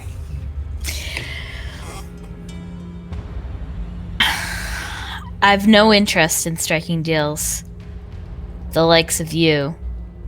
But you fulfilled one side of an agreement, and if you walk out of here without touching us, remember that we've done the same. And he gives a nod of his head and he says, wonderful. You have my word. I have no need to come to blows with any of you. Take that skull for whatever diabolical purposes you could have for such a thing. Use it as you will. And do me a small favor, he says as he leans in, and tell no one where you got it. I do not need the attention, nor do I want it. I am looking forward, he says as you see the eyes finally look away, breaking that intense stare as he seems to almost daydream. Looking forward to the moment I can open a chair on the river Styx and enjoy the wails and the pain and just relax. You know, returning home. Home's where the heart is, I suppose, and even an undead monstrosity of a lich has one of those. Wait a second, no he doesn't. But he does extend a hand out to Flux for the handshake.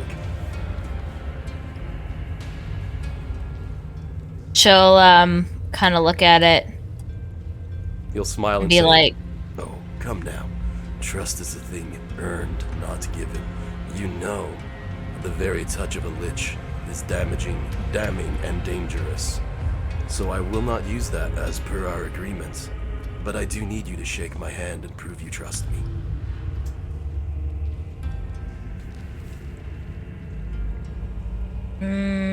Do I get the sense that if I were to shake his hand, it would be entering some kind of unspoken contract? Would I owe him anything if I were to do that? You do an insight check. Okay. I'm not super good at that, but I will try. It's all good. I don't think anybody is. Maybe Bellamy. I'd have to check. Yeah, I have pretty good insight. Yeah, I've you got could. plus 12. Anyone is more. Oh, geez, a 0, but a 10 though. Anyone is more than welcome to roll insight at any time to see if you can call BS on something someone else is saying. Flux, you believe him. Bellamy with a 17, you also lean towards, yeah, he's telling the truth. And Alec, though you hate it because he's an undead lich, yeah, he's honest. He has no intent to do anything to any of you. He just wants out and sees an opportunity. And since you guys didn't come in kicking the door down, well, technically you did, but you know what I mean. Since you didn't just start firing and you waited a few seconds to see what was happening, you gave him time to talk. Which has led to this outcome. I'll shake his hand. And he has a very firm grip for somebody with very low strength. You can sense by the weak grip that he has, though firm. He's not that strong, as he gives you a good handshake. I'll lean in and say really low into his ear, "You better stay in Avernus. I don't want to see you again." She'll let go, and you see the eyes of his close oh so much, and you're pretty sure if he had a mouth it would be grinning from ear to ear, and he nods as he releases your hand and says, "I like you. You're smart." I'll step aside without saying anything else. And he'll look back at his troops and snaps his fingers, and he'll look and say, "I just realized technically I didn't say they wouldn't do anything, but I wouldn't. However, that's rude, and I do not play around. So, don't worry. Just ignore them." As they follow behind him in row. Nimbar will step out of the way. He'll walk in and you'll see the magical room, and he'll rub his jaw a bit. And he'll say, "Oh, I thought you would have dealt with the furthest door. No matter, this will only take a few minutes." And the two juggernauts make their way in there, walking by the party, ever so casually, without so much as a word. The Lich looks towards the group of you, shakes his head a bit, and says, "I generally dislike using brute force to solve my problems," as you hear the clanging and the banging and the destruction in the next room. "But sometimes it does work quite well. This wall was made indestructible on my side, but by destroying it on your side, the rest is child's play." And he gives a low, evil villain laugh. You know the that kind, but I can't laugh like that. That was pretty good. That's pretty good.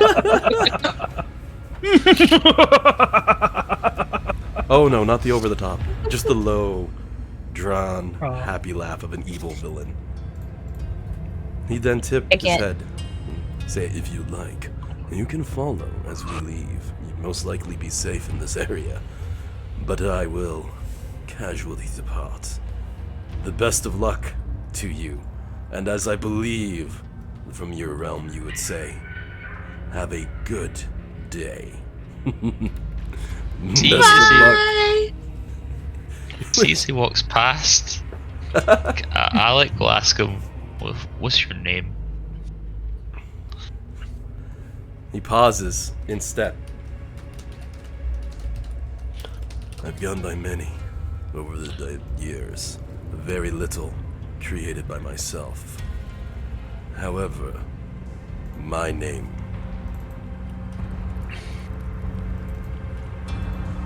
is Surasu the Gox. Should you hear it again, I hope it is strictly in passing. I fear, should we ever meet another time, one of us may not come out alive due to Unfortunate circumstances. So may destiny never see our paths cross again. And he gives a nod of his head and slowly begins to leave.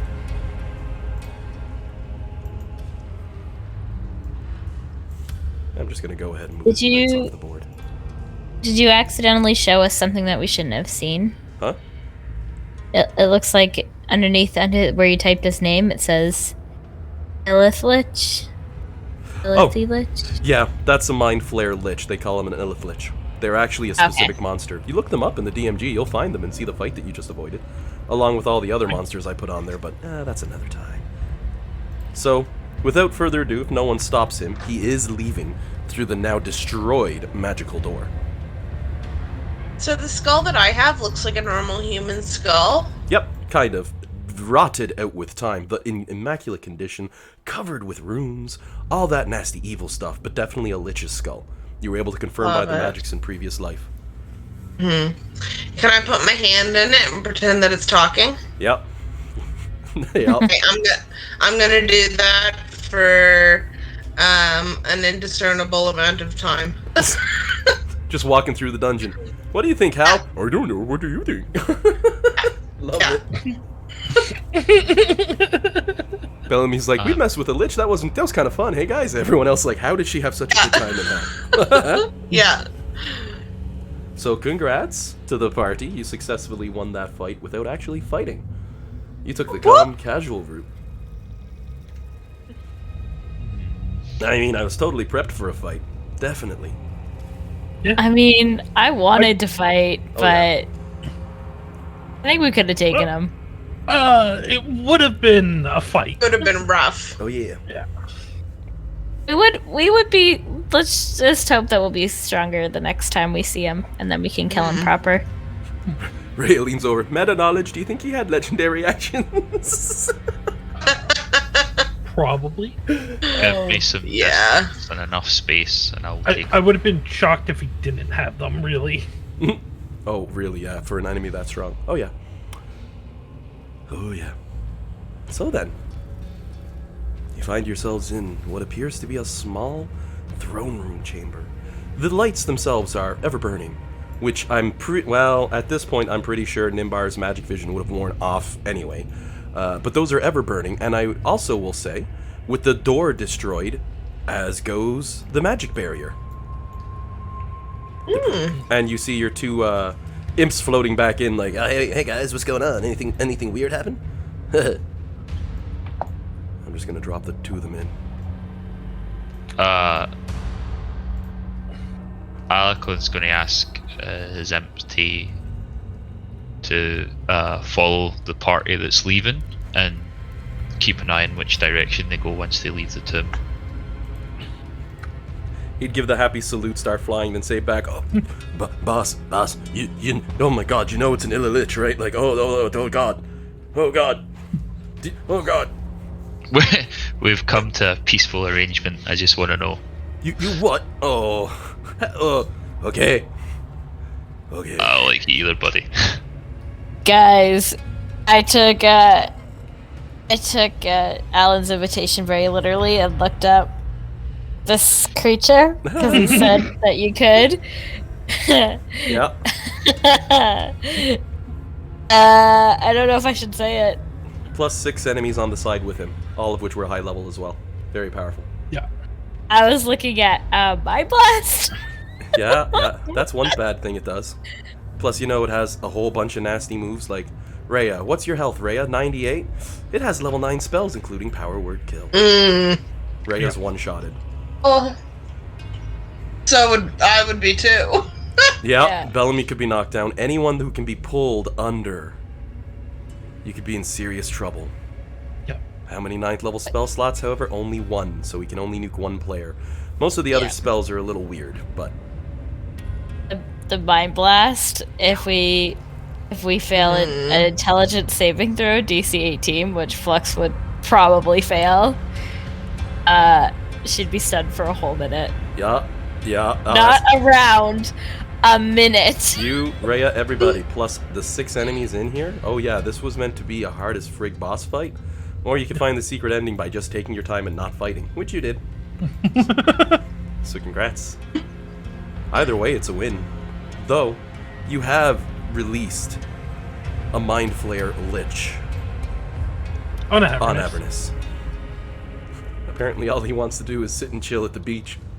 For I'm now. sure it'll be fine. He's like, Was I'll it just... like Dusty's troops that sent him away?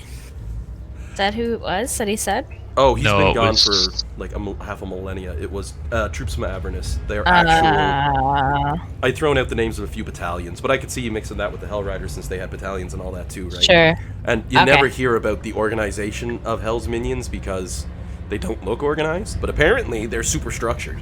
Apparently. Interesting. You tell that to Zariel. She's like, "Where's my troops?" And the party's like, "We killed them when you weren't here." So, yeah. Bellamy gets the pop-up above her character's head. Lich Skull acquired. Quest completed. Please return to regain your award. And you can see way in the distance on your character's HUD a little exclamation mark in gold now instead of a question mark in gold.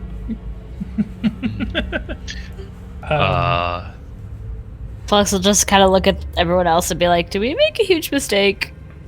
Almost certainly. Remember when we let Kovacs go?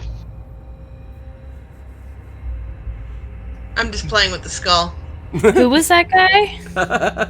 Oh, the chain Oh. demon leader dude.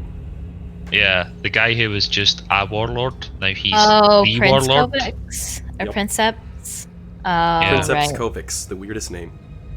Hmm. Last time you guys bumped into him, he's like, "I need to borrow Crickendolt."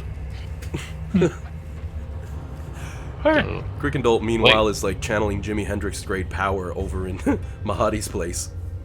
That's the 11th. We're getting close to the end of it.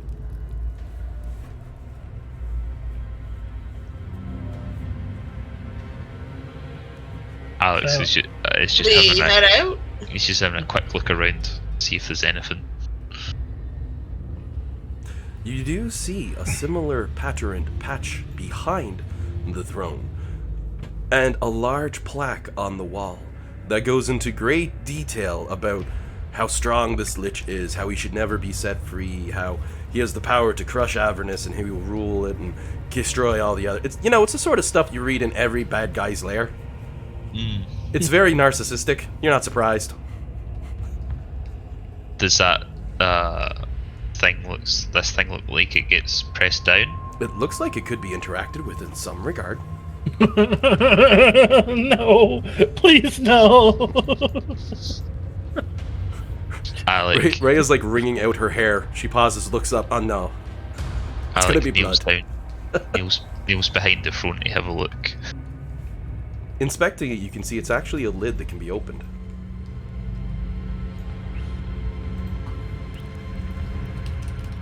Yes.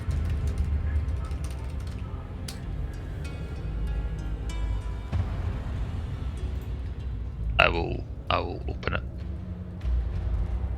As you open it, you see it's a small storage area filled with stuff. Enough to probably make Jade a little bit jealous. I like stuff. Did he leave a spellbook in there? So, what you find as it opens.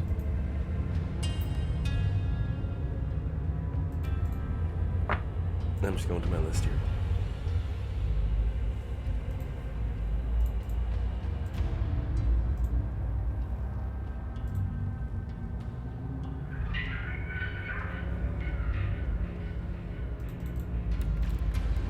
I clicked on a thing to bring me up a random list because it's supposed to be a random reward and it kind of crashed, so I'm just pulling up my magic item list. Sorry. It was your fun reward for beating a boss fight. Here's extra treasure. You don't need to apologize, Alan. You got a lot of stuff going on. It's not too bad in dungeons. I get to prep it all well in advance. Like this one, I had it prepped on a list here, and I'm like, open me the list, and no dice.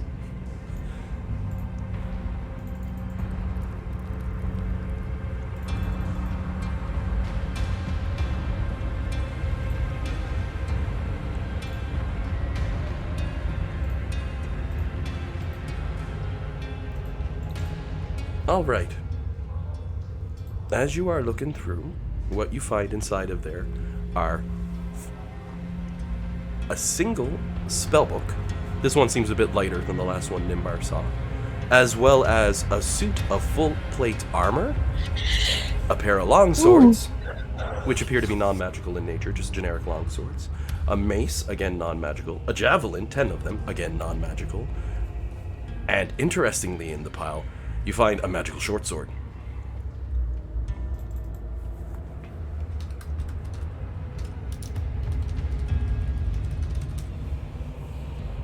I imagine this stuff is just being like clanging on the floor as he pulls it out and it piles up around him. Yep. Diablo style, just clink, clink, clink, clink, clink, clink, clink, clink, clink, Yeah. all on the ground, right? So that was You killed the treasure goblin, did you? Nimbar will casually pick up the book. Which is titled The Book of Vile Summons. Oh no. You don't know who Alex's dad is. He doesn't throw books. The book is in front of him. It's the swords and stuff that are getting flung around. Oh. Nimbar will look at the book. As it's called the Book of Vile Summons. May I see said book? Is it made out of skin? No, just a standard book, you know, nothing too major. He'll hand it over. Nimbar will start perusing. As you look through it, there are a number of spells in there up to an incredible 5th level. I'll give you a quick paste to your character, and I'll put it into the chat so everybody can see it here. And I'll send you a DM with that on Discord so you have it.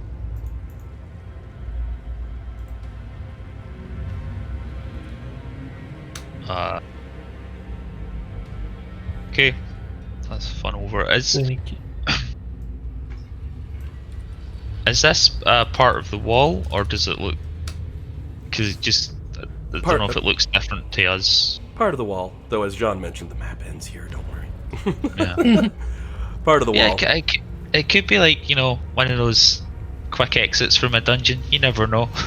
That like a Skyrim dungeon. And Lich would be like, damn it, 500 years, I never saw that door. Poor dude. Oh. No, it looks like you're gonna have to backtrack out of this dungeon. But that's what you find so far, giving a quick browse through there. Okay. Alec will help Jade stuff everything else into the bag of holding.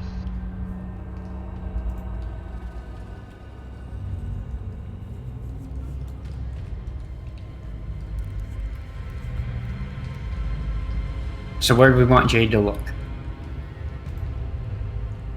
Mm-hmm. Oh, He said that's what you find by looking there. So where do we want Jade to look? It's his thing, right? maybe, yeah, I don't know. Maybe he's got a secret compartment underneath where his oyster was. If no one cares, I can take the javelins and put them in the efficient quiver. Go ahead. Go for it. Okay. How many did there were 10? Yeah, 10. Okay, I'll shove them in there.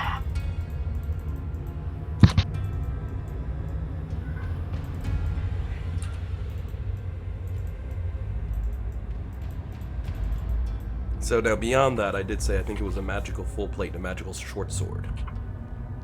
Oh, didn't realize the full plate was magical. Okay, I may have slipped on that one, I might not have said it, I can't remember. I don't remember you saying magic full plate. You just said a suit of full plate. My bad. A magical suit of full plate and a magical dagger are the only other two magical pieces of gear that popped up besides the book. was it a short sword or A short sword. I thought you said short sword. Yep, it's a short sword and a full plate, both of them magical. Okay. There were two long swords, but they are not magical.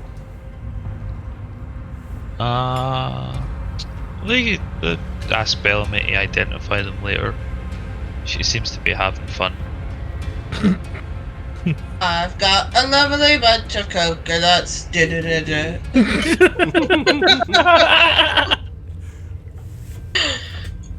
One small, one says, is. Ah, damn it, that song's stuck in my head.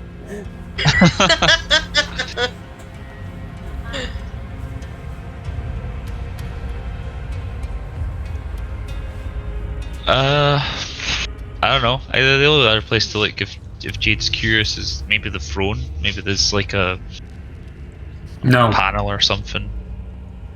Maybe it's just Jade sat on a throne once before. We almost killed Flux. He's not too comfortable with the throne. That's a good say. He'll look at it. It's sealed to the ground, stone throne carved into the area. maybe there's a compartment. I didn't make within that. the compartment. Oh, it is public good.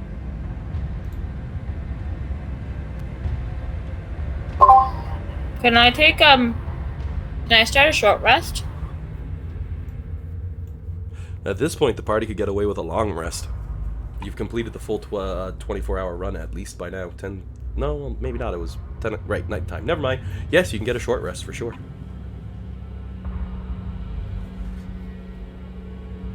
Or we could leave this place and go back onto the ship.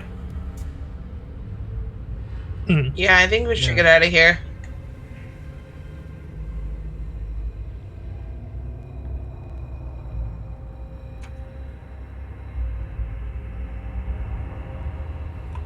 So, any objections to the party hightailing it out then? No. No. I'm fine with it. Were we going to go investigate those beating things that the where the familiar went and was not chased from? I mean, we could chuck some spells down there, then have a look if you're uber curious. Well, tell y'all what.